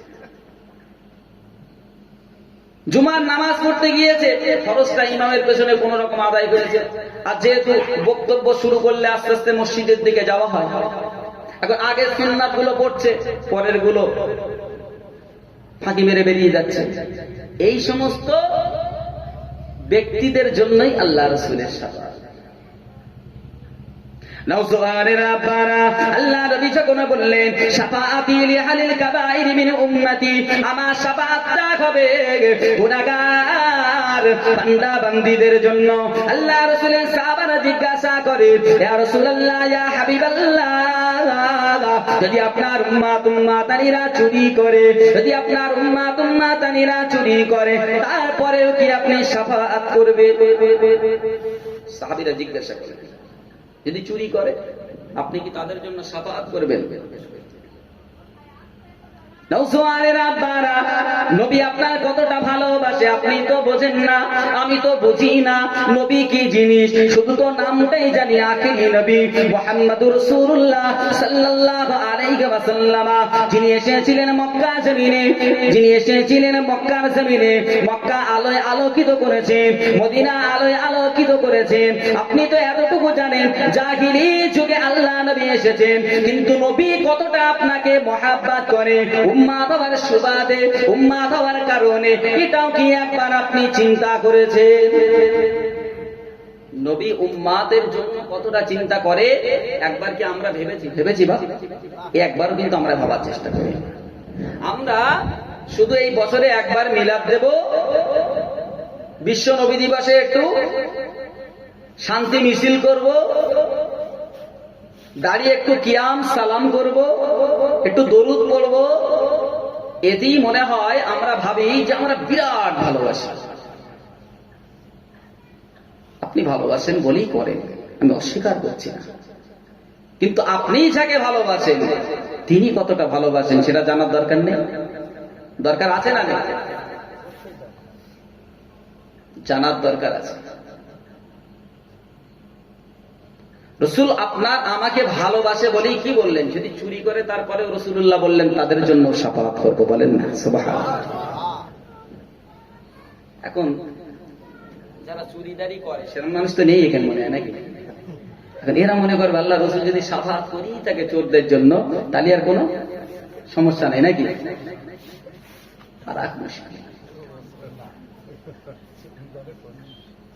সেই চোরের জন্য না যে চিরস্থায়ী সে তার স্বভাব তার অভ্যাস বদলাতে পারল না, একই রকম থেকে যাবে সেটা নয়। আমি প্রথমে বলেছি যে কেউ নামাজ পড়ছে কিন্তু একটু ফাঁকি মেরেছে, একটু ছেড়েছে, বুঝলেন? এই ধরনের কারণ নামাজ ছাড়া তো গুনার কাজ, তাহলে সে গুনাহ তো আমার লেখা আছে না না লেখা নেই? রোজা ছেড়ে দিয়েছি, নবিয়ানা মাহফিলের মর্যাদা দিয়ে একটা গুনাহ করেছে, তাই বলে আপনি একেবারে হাইব্রিড ওল হয়ে ঘুরবেন আর ভাববেন যে আল্লাহ রসুল শাফাআত করবে? আপনার ভুল ধারণা, আপনি বোঝেননি, এটা আপনার ব্যর্থতা। নওজোয়ানেরা, তরুণেরা, আব্বারা, সাহাবায়ে কেরামেরা জিজ্ঞাসা করে, আসসালাতু ওয়াসসালামু আলাইকা ইয়া হাবিবাল্লাহ ইয়া রাসূলুল্লাহ, আপনার উম্মাতানিরা যদি চুরি করে তার জন্য আপনি শাফাআত করবেন। ইয়া রাসূলুল্লাহ ইয়া হাবিবাল্লাহ, যদি আপনার উম্মাতানিরা জিনা করে তাহলেও কি আপনি তাদের জন্য শাফাআত করবেন? আল্লাহ রাসূল জবাবে বলেছিলেন হ্যাঁ। বলেন না সুবহানাল্লাহ। আর এক সমস্যা হলো নাকি? চুরি থেকে আসলো কোথায়? জেনা। এখন যারা জেনা ব্যভিচার করে বেড়ায় ওরা মনে করতে তাহলে তো আমরা ঠিকই আছি নাকি? আমরা তো কোনো ভুল রাস্তাই নেই, ভুল হওয়ার কোনো কারণই নেই, রসুল আছে, সমস্যা কোন? না, ওই জেনা করদের জন্য নয়, ওই জেনা ব্যভিচারকারীদের যারা পরিবর্তন করতে চায় না, যাদের স্বভাব চরিত্রটা বাড়াবাড়ি একই রকম রেখে দিয়েছে, ওদের জন্য নয়। একটা মুমিন, একটা মুসলমান, সে নামাজি মানুষ, রোজাদার মানুষ, তারপরেও দেখা যায় শয়তানের প্ররোচনায় পড়ে, ধোকায় পড়ে এরকম ঘটনা ঘটে না? ঘটে না? হাজী সাহেব মানুষ, মাওলানা সাহেব মানুষ, কি একজন নামাজি মানুষ একটা কুকর্ম অপকর্মের সঙ্গে জড়িয়ে গেছে, হয় না? হয় না? হ্যাঁ, ওই ধরনের মানুষের জন্য আল্লাহ রাসূল শাফাআত করতে পারে, কিন্তু সারা জীবন একই রকম থেকে যাব আর ভাববো আল্লাহ রাসূল পার করবে, এটা কোনদিন নয়। নওজোয়ানেরা, তরুণেরা, আব্বারা, আবার আপনার হাবিবুল্লাহ জনাবে মুহাম্মদুর রাসূলুল্লাহ সাল্লাল্লাহু আলাইহি ওয়াসাল্লাম, আল্লাহ পাক রব্বুল আলামিন আমার আপনার নবীকে মুস্তাফা আরবীকে দুটো অফার করেছিল। কটা অফার? দুটো অফার করেছিল। আল্লাহ নবীকে বলেছিল, আমার বন্ধু, এ আমার হাবিব, হাবিবুল্লাহ, আমি আল্লাহ পাক দুটো অফার দিতে চাই, অফার করতে চাই। যে কোনো একটা অফার আপনি গ্রহণ করতে পারবেন, আপনার চয়েস করতে হবে আপনি কোনটা নেবেন। এক নম্বরে আমার আল্লাহ পাক বলেছিল, এ আমার হাবিবুল্লাহ, এ আমার বন্ধু দোস্ত, আমি আল্লাহ পাক আপনাকে জানিয়ে দিলাম, অফারটা ঘোষণা করলাম, আপনার দুনিয়াতে যত উম্মাত উম্মাতানি থাকবে, কিয়ামতের ময়দানে মহাশারের দিনে অর্ধেককে নিয়ে, অর্ধেক উম্মাত উম্মাতানিদেরকে নিয়ে আপনি দয়ার জান্নাতে প্রবেশ করতে পারবে। নওজোয়ানেরা, পাড়া তরুণেরা, দ্বিতীয় অফারটা আমার আল্লাহ ঘোষণা দেন, ও হাবিবুল্লাহ, ও আমার বন্ধু, ও সাইয়্যিদুল মুরসালিন, ও খাতামান নবীন। দ্বিতীয় নম্বরের অফারটা আমি ঘোষণা করছি। দ্বিতীয় নম্বরের অফার হলো কিয়ামতের ময়দানে আপনি শাফিয়ে মুশাফা হতে পারবে। দুটো অফার, আপনি কোনটা চুজ করবেন, কোনটা চয়েস করবেন, এটা আপনার ব্যাপার, আপনি কোনটা নেবেন। এক নাম্বার, আপনি আপনার কিয়ামত পর্যন্ত আর তো নবী আসবেন, আসবে কি লা বাদা নবিয়া, কিয়ামতের আগ পর্যন্ত যত নবী আসবে রিসালাত কার মানতে হবে, কোন রিসালাতের উপরে থাকবে, আখিরি নবীর রিসালাতের উপরে থাকতে হবে, কারণ নবী আর নেই। আখিরি নবীর রিসালাতের উপরে থাকতে হবে। আল্লাহ পাক বললেন, অফারটা করলেন যে এই যত উম্মাত আসবে, উম্মাতানি আসবে, এর অর্ধেকটা আপনি চয়েস করে কাকে নেবেন না নেবেন আপনার ব্যাপার, কিন্তু অর্ধেক 50% আপনি জান্নাতে নিয়ে যেতে পারবেন। দ্বিতীয় অফার কি করলেন, যে আপনি যদি এটা ছেড়ে দেন তাহলে শাফিয়ে মুশাফফা হতে পারবেন। বলেন না সুবহানাল্লাহ। নবী কোনটা চুজ করেছেন? নওজোয়ানেরা, তরুণেরা, আব্বারা, হাবিবুল্লাহ আপনাকে কতটা ভালোবাসে এটাই তো আমি আপনাকে বোঝাতে চাইছিলাম। নবী আপনাকে কতটা পছন্দ করে, কতটা ভালোবাসে। দুনিয়ায় আগমন করেছেন আর কবরে আছেন, মাজার শরীফে রওজা মুকাদ্দাসে আছেন। কিয়ামত পর্যন্ত উম্মতে মুহাম্মাদি আমাদের জন্য কান্নাকাটি করে, রোনাজারি করে। ও নওজোয়ানেরা, আব্বারা, আল্লাহ নবীকে যখন দুটো অফার দেওয়া হলো, নবী আমার চিন্তা করলেন, নবী আমার কিন্তু ভাবলেন যে আমি যদি অর্ধেক উম্মাতকে যদি আমি জান্নাতে নিয়ে যাই, অর্ধেক উম্মাতদেরকে যদি আমি জান্নাতে নিয়ে চলে যাই, আমার বাকি উম্মাত গুলো কোথায় যাবে? আমার অনেক উম্মাত উম্মাতানি এমন হবে যে উম্মাত গুলো অনেক ইবাদত করবে, নামাজ পড়বে, রোজা রাখবে, আমার সামনে দরুদ পড়বে, আল্লাহর সামনে জিকির আজকার করবে, তারপরে কিছু কিছু গুনাহের কারণে আল্লাহ হয়তো জাহান্নামী বানিয়ে দেবে। আমি হাবিবুল্লাহ কিছু করতে পারবো না, আমি হাবিবুল্লাহ আল্লাহর কাছে কোনো শর্ত দিতে পারবো না, আমি কোনো আরজি জানাতে পারবো না। চিন্তা ভাবনা করলেন, আল্লাহ নবী হাবিবুল্লাহ আমার কতটা ভালোবাসে, মহাব্বত করে আমার আপনার নবী। চিন্তা ভাবনা করে বললেন, না, আমার উম্মাতানিরা গুনাহ করবে, দুনিয়ার জমিনে তারা শয়তানের ধোঁকায় পড়ে যাবে। কেননা ইবলিস শয়তান আল্লাহর কাছ থেকে অর্ডার নিয়েছেন, আল্লাহর কাছ থেকে অর্ডার নিয়েছেন, ক্ষমতা নিয়েছেন। আল্লাহর কাছে বলেছেন, আল্লাহ উম্মতে মুহাম্মাদীদেরকে আমি ছেড়ে দেব না, আদম সন্তানদেরকে আমি ছেড়ে দেব না। যে আদম আলা নবিয়্যিনা আলাইহিস সালামের সিজদা না করার কারণে আমার হাজার হাজার বছরের ইবাদত গুলো বরবাদ করে দিলে আল্লাহ, ও রব্বুল আলামিন, আল্লাহ আমি ইবলিসে পরিণত হয়ে গেলাম, কিন্তু আমি আদম সন্তানদের নিস্তার রাখবো না, আদম সন্তানদের জান্নাতে যেতে দেব না। কারণ আল্লাহ নবী ভাবলেন ইবলিস তো প্রতিজ্ঞাবদ্ধ ছিল আমার উম্মাত উম্মাতানিদেরকে জাহান্নামী বানিয়ে ফেলবে। আমি রাসূলুল্লাহ দাঁড়িয়ে কেমন দেখবো যে আমার উম্মতেরা জাহান্নামে চলে যাচ্ছে, জাহান্নামে দিয়ে চলে যাচ্ছে। না না না, এটা সহ্য করা যাবে না, আমি হাবিবুল্লাহ মেনে নিতে পারবো না, আমি হাবিবুল্লাহ সহ্য করতে পারবো না। ওই সময় আল্লাহ নবী হাবিবুল্লাহ মুস্তাফা রবি বলে, ও রব্বুল আলামিন, আলামিন আল্লাহ, আমি চাই না আমার অর্ধেক উম্মতকে 50% উম্মতকে নিয়ে জান্নাতে যেতে। ও রব্বুল আলামিন আল্লাহ, আমি চাই কিয়ামতের ময়দানে মহাশারের দিনে যেন আমি আমার গুনাহগার উম্মাতানির জন্য শাফাআত করে আপনার কাছ থেকে আপনার দয়ার জান্নাতে নিয়ে যেতে পারি। আর একটু জোরে হবে না সুবহানাল্লাহ, আর একটু জোরে হয় না সুবহানাল্লাহ। নারে তাকবীর, নারে তাকবীর, নারে তাকবীর। দুরূদ শরীফ আল্লাহুম্মা সাল্লি আলা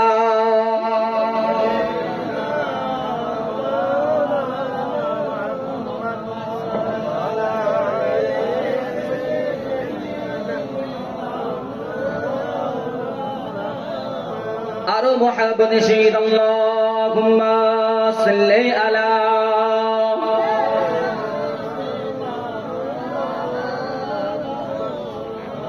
ওয়া আলা আলি সাইয়্যিদিনা।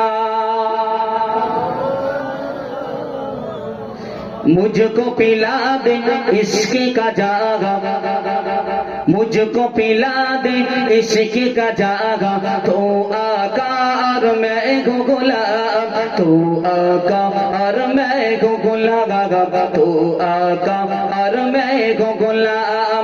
मुझको पिला दे, मुझको पिला दे इश्क का जागा, तो आका और मैं गो गुलाम, तो आका और मैं गो गुलाम। रब के दुलारे तुम ही तो हो, सबके सगारे तुम ही तो हो, रब के दुलारे तुम ही तो हो, सबके सहारे तुम ही तो हो। आए नबी जितने दुनिया में, आए नबी जितने दुनिया में, सबसे प्यारे तुम ही तो हो, सबसे प्यारे तुम ही तो हो। भेजे खुदा ने तुझको सलाम। सुबहानाल्लाह হবে না? আল্লাহ সালাম দিচ্ছেন কাকে? আমার আপনার হাবিবুল্লাহ আখিরি জামানার পয়গম্বরকে সালাম পাঠাচ্ছেন, সালাম দিচ্ছেন কে? স্রষ্টা। সুবহানাল্লাহ জোরে ভাই না, আর একটু জোরে ভাই না। भेजे खुदा ने तुझको सलाम, तू आका और मैं गो गुलाम, तू आका और मैं गो गुलाम, तू आका और मैं गो गुलाम। मुझको पिला दे, मुझको पिला दे इश्क का जागा, मुझको पिला दे इश्क का जागा, तू आका और मैं गो गुलाम, तू आका और मैं गो गुलाम, तू आका और मैं गो गुलाम। डूबा सूरज वापस पलटे और साजर आ जाए चल के, डूबा सूरज वापस पलटे और साजर आ जाए चल के। तुम जो चाहो ओ हो जाए, तुम जो चाहो ओ हो जाए, पामे क्या से क्या हो जाए, पामे क्या से क्या हो जाए। अल्लाह ही जाने तेरा बका। সবাই মিলে হয় না? নারায়ে তাকবীর, নারায়ে তাকবীর। अल्लाह की जाने तेरा बका, तू आका और मैं गो गुलाम, तू आका और मैं गो गुलाम, तू आका और मैं गो गुलाम। मुझको पिला दो, मुझको पिला दे इश्क का जागा, मुझको पिला दे इश्क का जागा, तू आका और मैं गो गुलाम, तू आका और मैं गो गुलाम, तू आका और मैं गो गुलाम। सिदरा पे जाके प्यारे नबी से बुलबुल सिदरा बोले नबी से, सिदरा पे जाके प्यारे नबी से बुलबुल सिदरा बोले नबी से।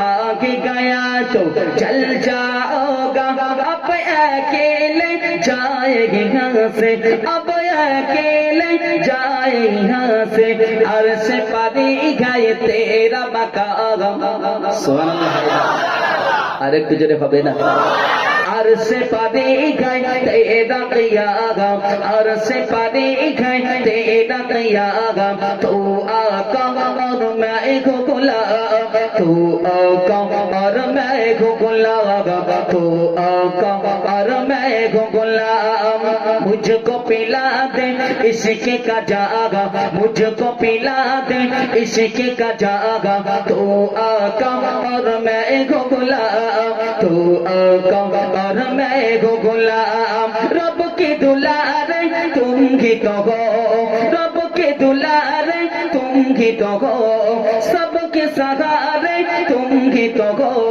सबके सहारे तुम ही तो हो आए नबी जितने दुनिया में आए नबी जितने दुनिया में सबसे प्यारे तुम ही तो हो सबसे प्यारे तुम ही तो हो भेजे खुदा ने तुझको सलाम भेजे खुदा ने तुझको सलाम भेजे खुदा ने तुझको सलाम तू आका और मैं को गुलाम तू आका और मैं को गुलाम तू आका और मैं को गुलाम मुझको पिला दे इश्क़ का जाम तू आका मैं को गुलाम दुरूद अल्लाहुम्मा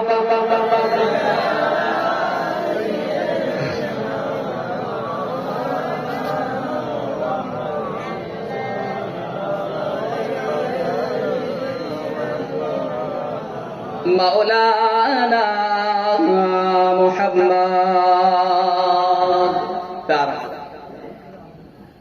अल्लाह रसूल হাবিবুল্লাহ আমার আপনার নবী আমার আপনার রাহবার কতটা ভালোবাসে সেই সম্পর্কে যদি আমি আপনি অবগত হই রসুলের প্রতি ভালোবাসা মহাব্বতটা আমাদের বাড়বে না কমবে যখন দেখব কোন ব্যক্তি আমাকে ভালোবাসে তাহলে কি তার প্রতি শ্রদ্ধা ভালোবাসা আমার বাড়বে না কমে যাবে বেড়ে যাবে অতএব আমরা জানি না বলে সংক্ষেপে মেরে দিই সংক্ষেপ করলে হবে না সংক্ষেপ করা যাবে না কে কি বললো কে কি ফতোয়া দিল সেটা দেখবেন না আমাদের আকাবির যারা যাদেরকে অনুসরণ করে যাদের দ্বারা যাদের দৌলতে আমরা দিন শরিয়াত বুঝতে শিখেছি কোরআন পড়তে শিখেছি সুন্নাহ জানতে শিখেছি জানতে পেরেছি তাদেরগুলো মানবেন ডিসাইড আপনাকে করতে হবে বরকতপূর্ণ মাস ফজিলাতপূর্ণ মাসে সকলে আল্লাহ পাকের দরবারে জীবনের গুনাহ থেকে ক্ষমা চাইবেন সাথে সাথে নিজেদের ভাগ্যটা বদলানোর জন্য আল্লাহর কাছে চাইবেন বলবেন আল্লাহ দেবেন যে হাদিস বললাম যে কথাগুলো বললাম আল্লাহ রাসূলের বিভিন্ন সাহাবায়ে কেরামেরা এই হাদিসটি বর্ণনা করেছেন যে শবে বরাত সম্পর্কে অতএব আমাদের সতর্ক থাকতে হবে আমরা একই ইবাদত করতে পারি না সব সময় ছোট করার চেষ্টা থাকে তার উপরে আরো কিছু মানুষ চাইছে আরো ছোট করে দিই রোজাদারদের ফজিলত আল্লাহর দরবারে অনেক সকলে শবে বরাতের নিসফে শাবানে রোজা রাখবেন রাতে ইবাদত করবেন দিনে রোজা রাখবেন যার যেমন সমর্থন দুটো তিনটে চারটে পাঁচটা আপনি রাখেন নফল ইবাদত নফল রোজা রাখেন কোনো সমস্যা নেই রোজাদারদের জন্য আল্লাহ স্পেশাল অফার রেখেছে জান্নাতের একটি গেট থাকবে তার নাম হবে রায়্যান শুধু রোজাদাররাই যেতে পারবে বলেন না সুবহানাল্লাহ রোজাদার ব্যতীত কেউ যেতে পারবে না ফেরেশতারা দরজাটা লাগিয়ে দেবে সব থেকে বড় পুরস্কার শুরুতেই আমি যেটা বললাম, স্রষ্টা দৃষ্টি। আমরা আল্লাহর ইবাদত করি, আল্লাহকে আল্লাহ বলে মেনেছি। আচ্ছা, রবকে কোনোদিন দেখেছি? রব কেমন দেখতে হয়?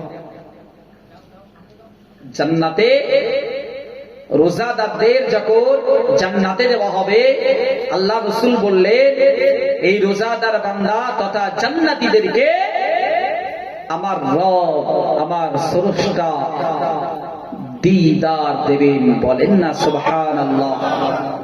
অতএব আমরা ইবাদত করব, ইবাদত কমাবো না। যতটুকু পারবো আমরা চেষ্টা করব, আমরা কমিয়ে আনবো না। নওজওয়ানেরা, তরুণেরা, আব্বারা, সোনার মানিকেরা, আল্লাহ পাকের একজন নবী ছিলেন, যে নবীর নাম হলো হযরত সালেহ আলাইহিস সালাম।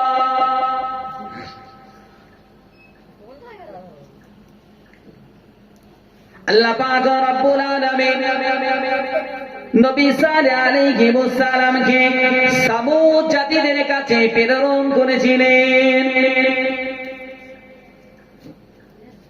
আল্লাহ পাক সামুদ জাতিদের কাছে সালেহ নবীকে পাঠালেন।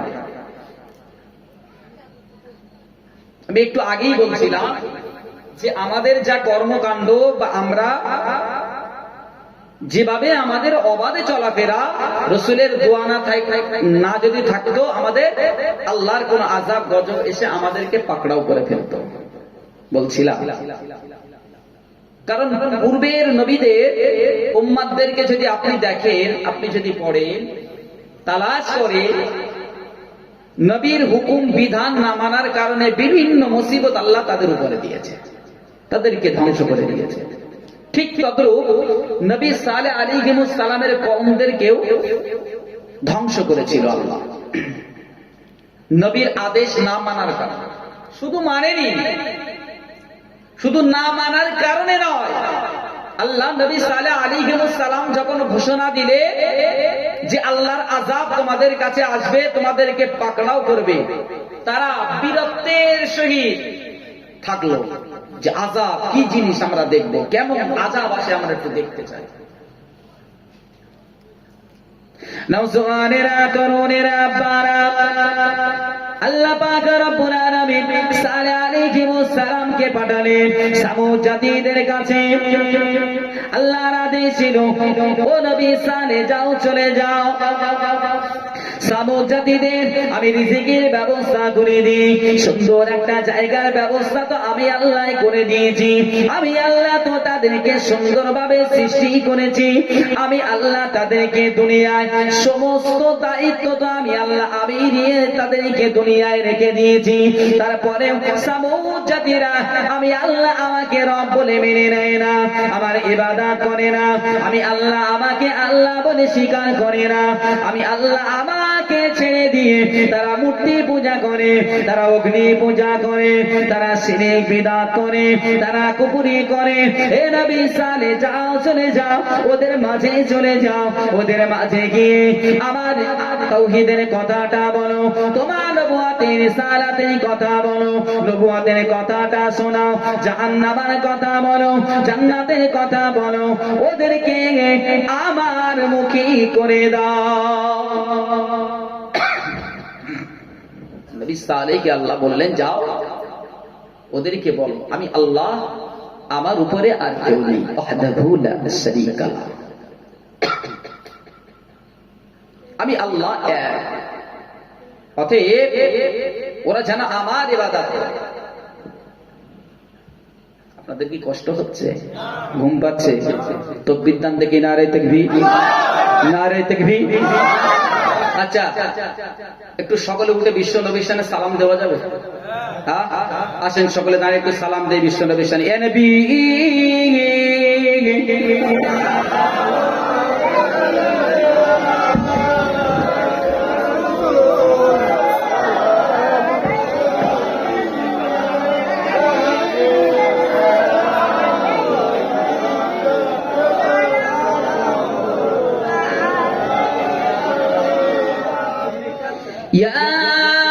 رحمة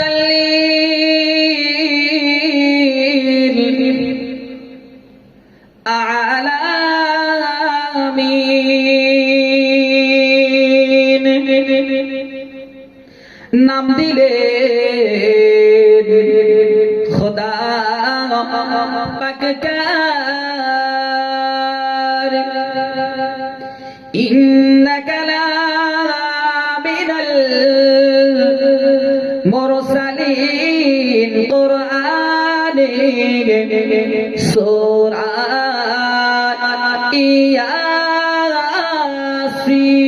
ইয়াসিন ইয়া নবী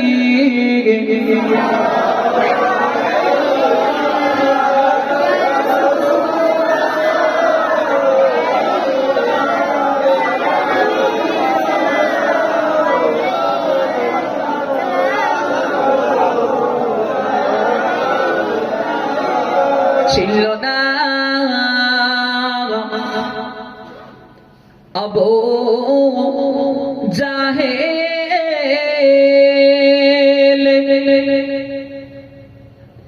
ছিল না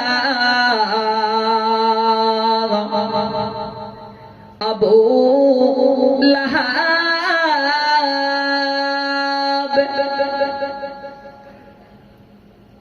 ছিল না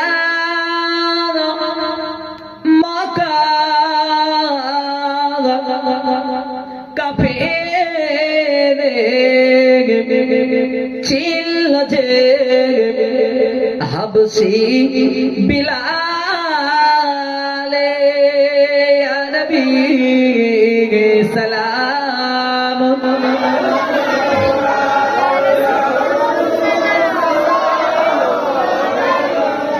ইয়া হাবিব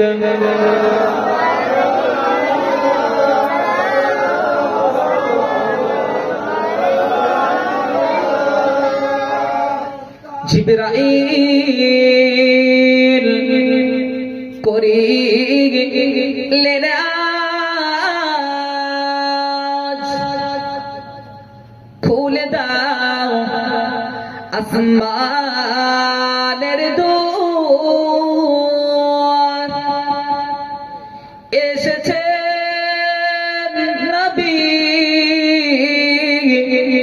দের সরদার করিতে আল্লাহর ও দিদার, ইয়া নবী সালাম।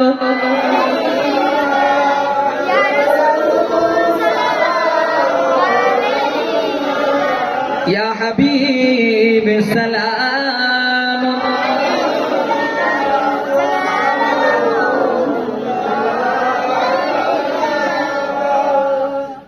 আমার নবীর আব্বা জান আব্দুল্লাহ, আমার নবীর আম্মা জান আমিনা, আমার নবীর দুধমা হালিমা, নবীজি রাজা মদিনা, ইয়া নবী সালাম।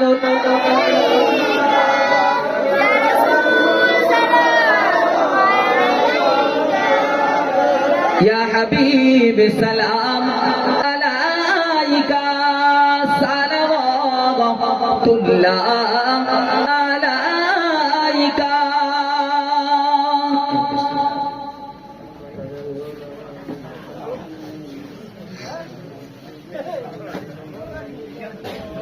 بلغ العلا بكماله، كسب الرجا بجماله، حسنت جميع خصاله، صلوا عليه آله داد اللهم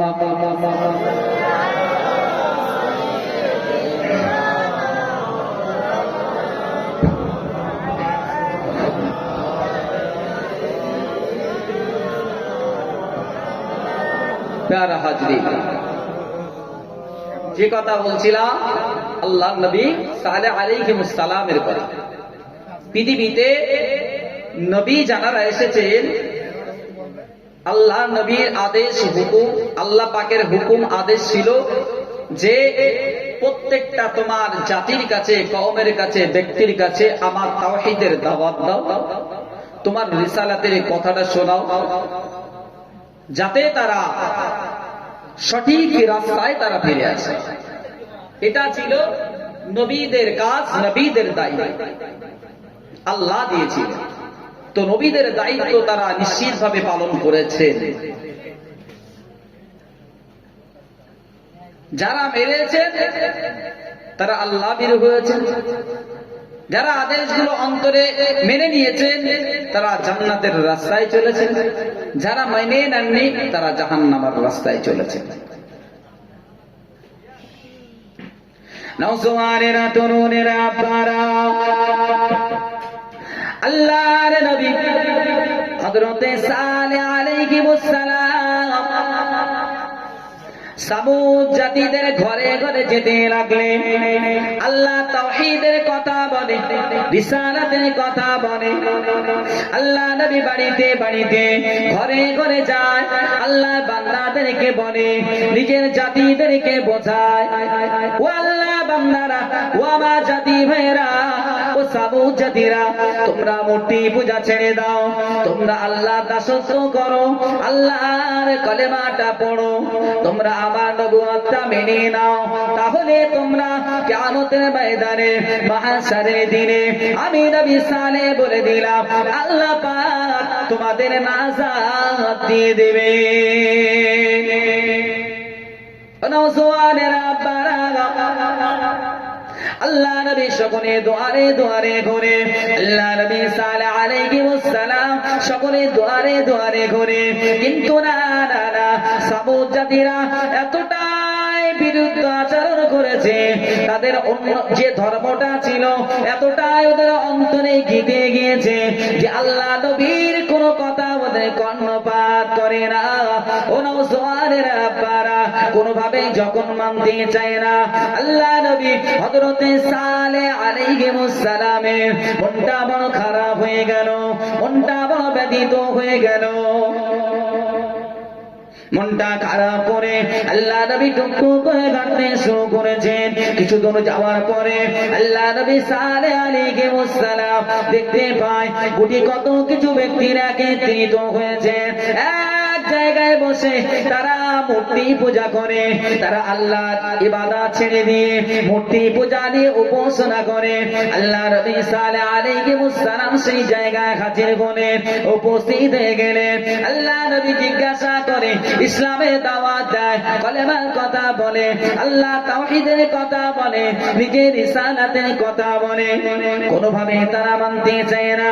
আল্লাহ নবী বলেন, ও সামুদ জাতিরা, তোমরা যেই মূর্তিকে পূজা করছো, উপাসনা করছো, এ কি তোমাদের বাঁচাতে পারে? কিয়ামতের ময়দানে এরা তোমাদেরকে বাঁচাতে পারবে না। বাঁচাতে যিনি পারবেন তিনি হলেন আমার আল্লাহ। তোমরা আমার কথাটা মেনে নাও, আল্লাহ দাসত্ব স্বীকার করে নাও। আল্লাহ নবী যখন বারে বারে বলতে লাগে, ওই সময় ওদের থেকে একজন বয়স্ক বৃদ্ধা মানুষ উঠে দাঁড়িয়ে আল্লাহ নবী সালেহ আলাইহিস সালামকে বলে, ও সালেহ, তুমি তো বেশ কয়েক বছর ধরে দেখতে পাচ্ছি তুমি তোমার রবের কথা বলছো, তুমি একটা নতুন ধর্মের কথা বলছো, তোমার থেকে আমরা এটা আশা করিনি যে তুমি তোমার বাপ দাদার ধর্মটাকে তুমি ত্যাগ করে তুমি অন্য একটা নতুন ধর্মে আবিষ্কৃত করবে। তোমার কাছ থেকে আশা করিনি যে তুমি তোমার বাপ দাদার ধর্ম ছেড়ে দিয়ে নতুন একটা ধর্ম তুমি চালু করবে। নওজওয়ানেরা, আপনারা আমার আম্মা জানেরা, বোনেরা, আল্লাহ নবী সালেহ আলাইহিস সালাম কথাটা শুনলেন। আল্লাহ নবী সালেহ আলাইহিস সালাম বলেন, ও ও সামুদ জাতির লোকেরা, আমি কেমন ভাবে আমার বাপ দাদার ধর্মটাকে আমি মেনে নিই, কারণ যে ধর্মটা তোমরা মানো, যে ইবাদত করো, উপাসনা করো, মূর্তি পূজা করো, অগ্নি পূজা করো, এগুলো তো কিয়ামতের ময়দানে বাঁচাতে পারবে না, আমাদেরকে বাঁচাতে পারবে না, বরঞ্চ এর উপাসনা করার কারণে আমার আল্লাহ জাহান্নামে দেবে। এই সংবাদ তো আমার আল্লাহ আমাকে শিখিয়ে দিয়েছে, এই সংবাদ তো আমার আল্লাহ আমাকে দিয়েছে। অতএব তোমাদের ভালোর জন্য বলি, তোমরা আল্লাহ তা সত্য মেনে নাও। কোনোভাবে মানতে চায় না, কথাবার্তা একে অপরে বলতে শুরু করে দিল। সামুদ জাতির লোকেরা অতিষ্ঠ হয়ে আল্লাহ নবীকে চিন্তা ভাবনা করলেন, কয়েকজন মিলে একটা যুক্তি পরামর্শ করতে লাগলেন। আল্লাহ নবী সালেহকে এমন একটা কাজ দেব, কঠিন কাজ দেব, সালেহ করতেও পারবে না, আর ধর্মের কথা আমাদের কাছে প্রচার করতে পারবে না। আল্লাহ নবী যখন বারে বারে ইসলামের দাওয়াত দিচ্ছেন, তাওহীদের কথা বলছেন, তখন ওরা কয়েকজন মিলে একটা যুক্তি করলো যে এত জ্বালাতন সহ্য করা মুশকিল, বারে বারে এসে শুধু আমরা একটা ধর্ম করি আর সব সময় এসে তোমরা এই ছেড়ে দাও, এই ছেড়ে দাও, এই করো, সেই করো, যেন আর ভালো লাগে না। অতএব সালেহ আলাইহিস সালামকে এমন একটা কঠিন কাজ দিতে হবে, প্রশ্ন করতে হবে, দাবি রাখতে হবে, যেন সেটা ও পূরণ করতেও পারবে না, আর ও ধর্মের কথাটাও আর প্রচার করতে পারবে না। আলোচনা করলেন। নওজোয়ানের আব্বারা, ওয়াল্লাহর বান্দা বান্দিরা, আল্লাহ নবীকে প্রশ্ন ছোড়া হলো, সালেহ আলাইহিস সালামকে বলা হলো, ও নবী সালেহ, তুমি যদি সত্যিকারের আল্লাহর নবী হয়ে থাকো, তুমি যদি সত্যি আল্লাহর কাছ থেকে নতুন দিন, নতুন ধর্ম যদি তোমার কাছে এসে থাকে, আমরা তো তোমার কথাবার্তা, তোমার কাজ কর্মের মধ্য দিয়ে আমরা বুঝতে পারি না, কোন ইশারা ইঙ্গিত তো আমরা ধরতে পারি না, কিন্তু আমাদের একটা দাবি আছে, আমাদের একটা শর্ত আছে। ও নবী সালেহ, যদি তুমি দাবিটা পূরণ করতে পারো, যদি তুমি দাবিটা আদায় করতে পারো, আমরা কথা দিলাম তোমার হাতে হাত দিয়ে তোমার কলেমা পড়ে নেব এবং তোমার ধর্মটা মেনে নেব, তোমার রবের দাসত্ব আমরা স্বীকার করব। আল্লাহ নবী সালেহ আলাইহিস সালাম বলেন, ও সামুদ জাতির লোকেরা, তোমরা বলো, সত্যি কি তোমাদের দাবি যদি আমি সালেহ পূরণ করতে পারি, তাহলে তোমরা আল্লাহর দাসত্বটা মেনে নেবে?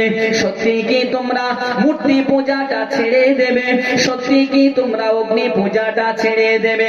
যদি তোমরা তোমাদের ধর্মটা ত্যাগ করে যদি আল্লাহর তাওহীদকে মেনে নাও, আমি নবী সালেহ আমার রিসালাতটা মেনে নাও, অবশ্যই তোমাদের যে কোনো দাবি পূরণের জন্য আমি নবী সালেহ তৈয়ার আছি। আর একটু জোরে হবে না? ও নওজোয়ানেরা, আপনারা ও সোনার বাণীকেরা, আল্লাহ নবী সালেহ আলাইহিস সালাম যখন জবাব দিলেন, সামুদ জাতির লোকেরা বলতে শুরু করলো, ও নবী সালেহ, ওই যে দূরে দেখতে পাও একটা পাহাড় আছে, আমাদের পাহাড়, আমাদের পরিচিত পাহাড়, যে পাহাড়টার নাম হলো কাতেবা পাহাড়, ওই পাহাড়টার ভিতর থেকে যদি তুমি একটা গর্ভবতী, লাবণ্যবতী, স্বাস্থ্যবতী 10 মাসের পুষ্টি যদি তুমি পার করতে পারো, তাহলে তোমার ধর্ম, তোমার রিসালাত আমরা মেনে নেব। কত কঠিন প্রশ্ন। আচ্ছা, এটা কি যেমন তেমন কাতেবা পাহাড়ের ভিতর থেকে, পাহাড় মানে সাধারণত কি জানো, পাথরে, তাই পাথরের ভিতর থেকে একটা গর্ভবতী, স্বাস্থ্যবতী একটা উট বার করতে হবে, এই মুজিজা নবীকে দেখাতে হবে, তবেই ওরা মানবে। কারণ ওটা মনে মনে ওটা ভেবেই নিয়েছে, যেটা ওরা ভেবেই নিয়েছে যে এটা কোনোদিনই সম্ভব নয়। অতএব নবী যখন পারবে না, তখন ওর ধর্ম মিথ্যা বলে প্রমাণিত হবে, আর আমাদের কাছে আর আসতে পারবে না, ধর্মের কথা বলতে পারবে না। কিন্তু আমার আল্লাহ সর্বদা নবীদের যে কোনো জায়গায় বিপদ মুসিবত সাহায্য দরকার হয়, আমার আল্লাহ সর্বদা কি রেডি থাকে। আবার আল্লাহ চাইবেন না যে আমার নবী এই রকম একটা প্রশ্ন রাখবে, দাবি রাখবে, আর আমার নবী সেটা, আমার পয়গম্বরেরা সেটা পারবে না, তার কারণে জাতির কাছে, কওমের কাছে লাঞ্ছিত। আল্লাহ কি চাইবেন? চাইবেন না।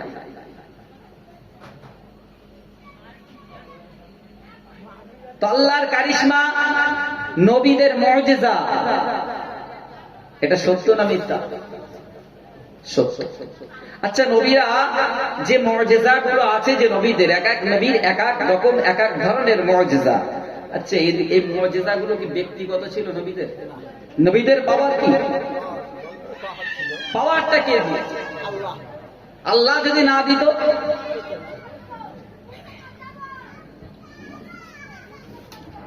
আল্লাহ যদি নবীদের পাওয়ারটা না দিতেন, তো নবীরা কোথায় পেতেন? কি মুজিজা মেনে নিতেন।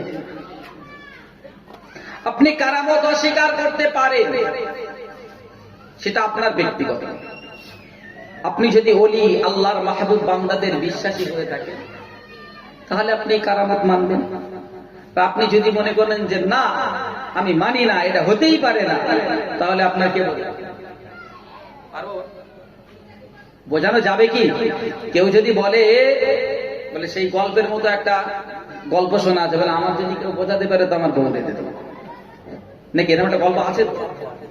তা বাড়ি গিয়েছে, স্ত্রী তখন বলছে তুমি এত শখ করে আমারে নিয়ে আসলে, হ্যাঁ তুমি আমাদের ওরে হাতে দিয়ে দেবে, তোমার একটু মায়া লাগে না? তো বলে আরে পাগল, তুই আমার এখনো চিনতে পারলি না, ও আমারে বোঝাবে বলে বাধ্য। ও যদি বলে 2 আর 2 4, আমি বলবো 3, ও কি করবো? আমি মানলে তো বোঝাবে নাকি? হ্যাঁ। তো এখন ওই রকম একটা কিছু চলছে, আমি মানি না। তুমি যদি না মানো, তোমাকে কে বোঝাবে? তুমি যদি ওলিদের কারামতকে অস্বীকার করো, তো এখন কি খাজা মাইনুদ্দিন চিশতি আজমির সিনজির হুজুরকে কবরতে তুলে এনেছে তোমাকে বোঝাবো? হুজুরকে আবার বলবো হুজুর আবার একটা কারামত দেখান, এটা কি হবে? বশিরাত আল্লামা রুহুল আমিন রাহমাতুল্লাহ আলাইহি হুজুরের কারামত। এখন যদি বলে কেউ আমি মানি না, এটা হতে পারে না, তোমার কাছে হতে পারে না, আমি মানি আমার কাছে হতে পারে। তোমাকে বোঝাতে গেলে তো এখন তুমি তো নেবে কোরআন, তুমি তো নেবে হাদিস, তাই তো? তো ওনার কারামত হাদিসে কিভাবে থাকে, কোরআনে কিভাবে আসে? তাহলে এখন হুজুরকে কবর থেকে আবার জীবিত করতে হবে, তুলে হুজুরের মুখ থেকে শুনতে হবে, আমাদের বলতে হুজুর এই কারামতটা আবার করে দেয়। ওই জন্য বাবা সোনারা, আম্মা জান, বোনেরা, খুব সাবধান। ওলিদের কারামত বিশ্বাস করতে হবে। তবে হ্যাঁ, কিছু কিছু ঘটনা বানোয়াট আছে, থাকে, বুঝতে পেরেছেন? কিছু কিছু। তবে তাই বলে সব নয় যে ওলিদের কারামত সব বানোয়াট, সব মিথ্যা। বড় বড় হাক্কানি আলেম, বুজুর্গ ব্যক্তি, তারা সেই অলির শান মান কারামত গুলো বর্ণনা করে গেছেন। যদি আমার মতন ব্যক্তিগত চুটকে মৌলবীর বক্তব্য, তাহলে আপনি অস্বীকার করতে পারতেন নাকি?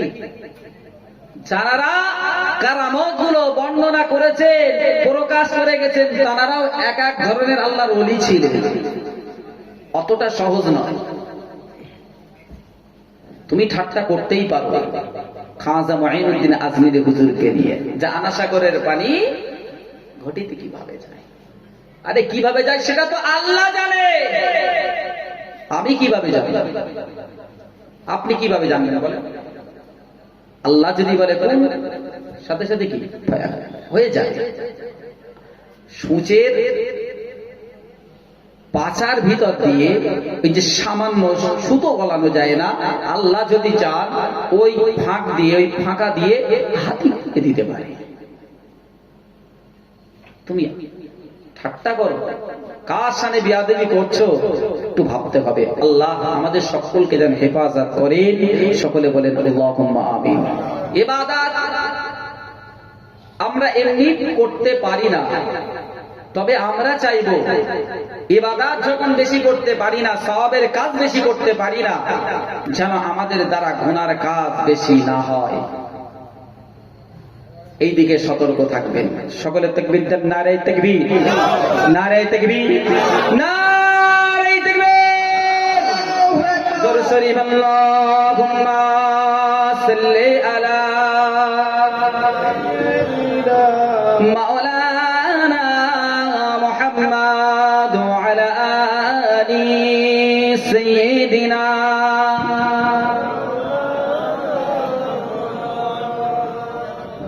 हम असहाबे का खादिम उनकी नौकर है, अहले बैत नबी की दर के नौकर है। हम असहाबे का खादिम उनकी नौकर है, अहले बैत नबी की दर के नौकर है।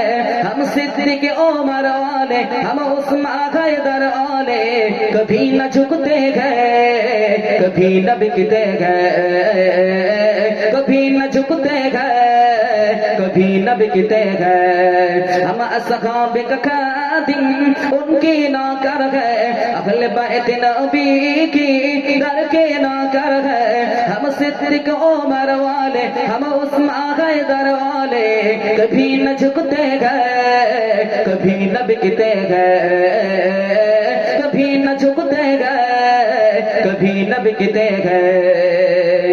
मेरे नबी की सारे असहाब के जिंदाबाद, अबू बकर सिद्दीक उमर खत्ताब गए जिंदाबाद। उस्मान गनी भी प्यारे गए, अली हैदर भी हमारे गए। मोमिन के दिल में हरदम धड़कते गए, मोमिन के दिल में हरदम धड़कते गए। हम असहाब का खादिम उनकी नौकर है, अहले बैत नबी की दर के नौकर है।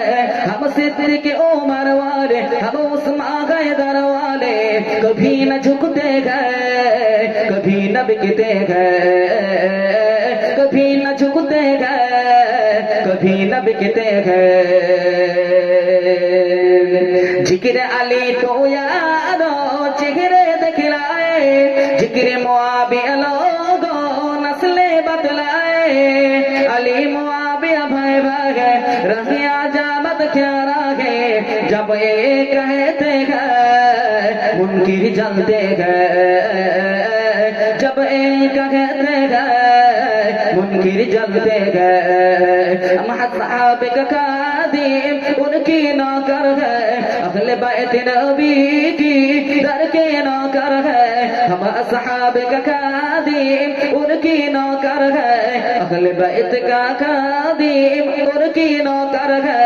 हम सिद्दीक उमर वाले, हम उस्मान हैदर वाले, कभी न झुकते गए, कभी न बिकते गए, कभी न झुकते गए, कभी न बिकते गए।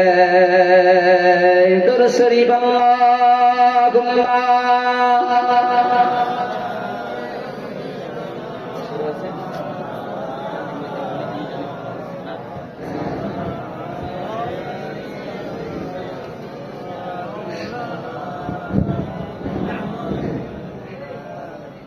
দুরূদ শরীফ পড়েন। হুজুর এসে গেছে, এখনই উঠবে। হুজুরকে বসে একটা আলেমকে বসিয়ে রাখাটা ঠিক আছে। এখন যদি অনুমতি দেন তাহলে, তাও একটা বলেছি, অনুমতি না না, এটা একটা আলেম হাফেজ যারা আমরা লেবাসধারী, আমরা যদি একে অপরকে সম্মানের দৃষ্টিতে না দেখি, তাহলে সাধারণ মানুষকে আমরা শুধু বললে হবে নাকি? আমার উচিত ছিল আসার সাথে সাথে আমার জায়গা ছেড়ে দেওয়া, যেহেতু টাইম হয়ে গেছে। তারপরেও আমি জানি এরকম একটা রিকোয়েস্ট আসতে পারে, কেননা ভাই আমাকে বলেছিলেন, ওই জন্য আমি তাড়াতাড়ি গজলটা বলার চেষ্টা করলাম। বুঝতে পেরেছেন? তো হুজুর যখন বলছেন আমি একটা গজল ছোট করে বলবো, একটু আওয়াজে সকলে তাকবীর দেন দেখি। নারে তাকবীর, নারে তাকবীর, নারে তাকবীর। বলো না ইয়া খোদা আজ তুমি কোথায়, তোমার খোঁজে আমার দিন রজনী যাই। বলো না ইয়া খোদা আজ তুমি কোথায়, তোমার খোঁজে আমার দিন রজনী যাই। নিঃশ্বাসে নিঃশ্বাসে জপি তোমারি নাম, নিঃশ্বাসে নিঃশ্বাসে জপি তোমারি নাম, শুনতে কি তুমি পাও না? অন্তরে তোমার ঠিকানা, দু চোখে কেন দেখি না, হয়েছি প্রেমে দেওয়ানা। অন্তরে তোমার ঠিকানা, দু চোখে কেন দেখি না, হয়েছি প্রেমে দেওয়ানা। লা ইলাহা ইল্লাল্লাহ মুহাম্মাদুর রাসূলুল্লাহ। সকলে একসাথে বলি, একসঙ্গে লা ইলাহা ইল্লাল্লাহ মুহাম্মাদুর রাসূলুল্লাহ। আমরা সকলে একসঙ্গে বলবো লা ইলাহা ইল্লাল্লাহ মুহাম্মাদুর রাসূলুল্লাহ, লা ইলাহা ইল্লাল্লাহ মুহাম্মাদুর রাসূলুল্লাহ, লা ইলাহা ইল্লাল্লাহ মুহাম্মাদুর রাসূলুল্লাহ, লা ইলাহা ইল্লাল্লাহ মুহাম্মাদুর। তোমারি রহমতে বাঁচে যে প্রাণ, দয়ার সাগর তুমি, গাই তোমারি গান। তোমারি রহমতে বাঁচে যে প্রাণ, দয়ার সাগর তুমি, গাই তোমারি গান। মুশকিলতে তুমি দাও আহসান, তুমি বিনে অসহায় সারা জাহান। মুশকিলতে তুমি দাও আহসান, তুমি বিনে অসহায় সারা জাহান। এই ভুবনের মালিক তুমি একজনা, অন্তরে তোমার ঠিকানা, দু চোখে কেন দেখি না, হয়েছি প্রেমে দেওয়ানা। অন্তরে তোমার ঠিকানা, দু চোখে কেন দেখি না, হয়েছি প্রেমে দেওয়ানা। লা ইলাহা ইল্লাল্লাহ মুহাম্মাদুর রাসূলুল্লাহ, লা ইলাহা ইল্লাল্লাহ মুহাম্মাদুর রাসূলুল্লাহ। বলো না ইয়া খোদা আজ তুমি কোথায়, তোমার খোঁজে আমার দিল রজনী যাই।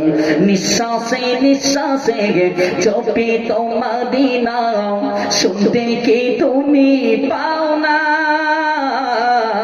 অন্তরে তোমার ঠিকানা, দু চোখে কেন দেখি না, হয়েছি প্রেমে দেওয়ানা। লা ইলাহা ইল্লাল্লাহ মুহাম্মাদুর রাসূলুল্লাহ, লা ইলাহা ইল্লাল্লাহ মুহাম্মাদুর রাসূলুল্লাহ। তোমারি প্রার্থনাতে থাকি সারাক্ষণ, তবুও কেন হয় পাই না দর্শন? তোমারি প্রার্থনাতে থাকি সারাক্ষণ, তবুও কেন হয় পাই না দর্শন? মুশকিলতে তুমি দাও আহসান, তুমি বিনে অসহায় সারা জাহান। মুশকিলতে তুমি দাও আহসান, তুমি বিনে অসহায় সারা জাহান। ত্রিভুবনের মালিক তুমি একজনা,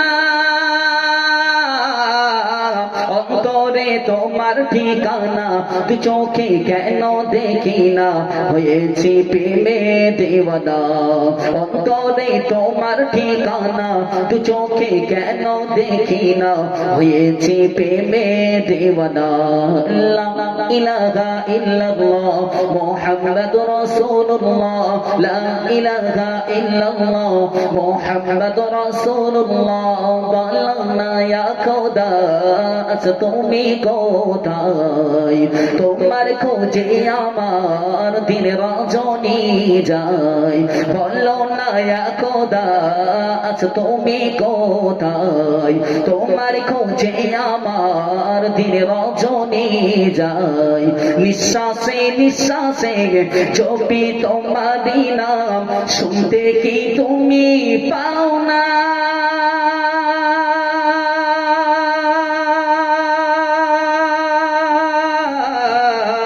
অন্তরে তোমার ঠিকানা দু চোখে কেন দেখি না, অন্তরে তোমার ঠিকানা দু চোখে কেন দেখি না, হয়েছি প্রেমে দিওয়ানা। লা ইলাহা ইল্লাল্লাহ মুহাম্মাদুর রাসূলুল্লাহ, লা ইলাহা ইল্লাল্লাহ মুহাম্মাদুর রাসূলুল্লাহ সাল্লাল্লাহু আলাইহি ওয়াসাল্লাম।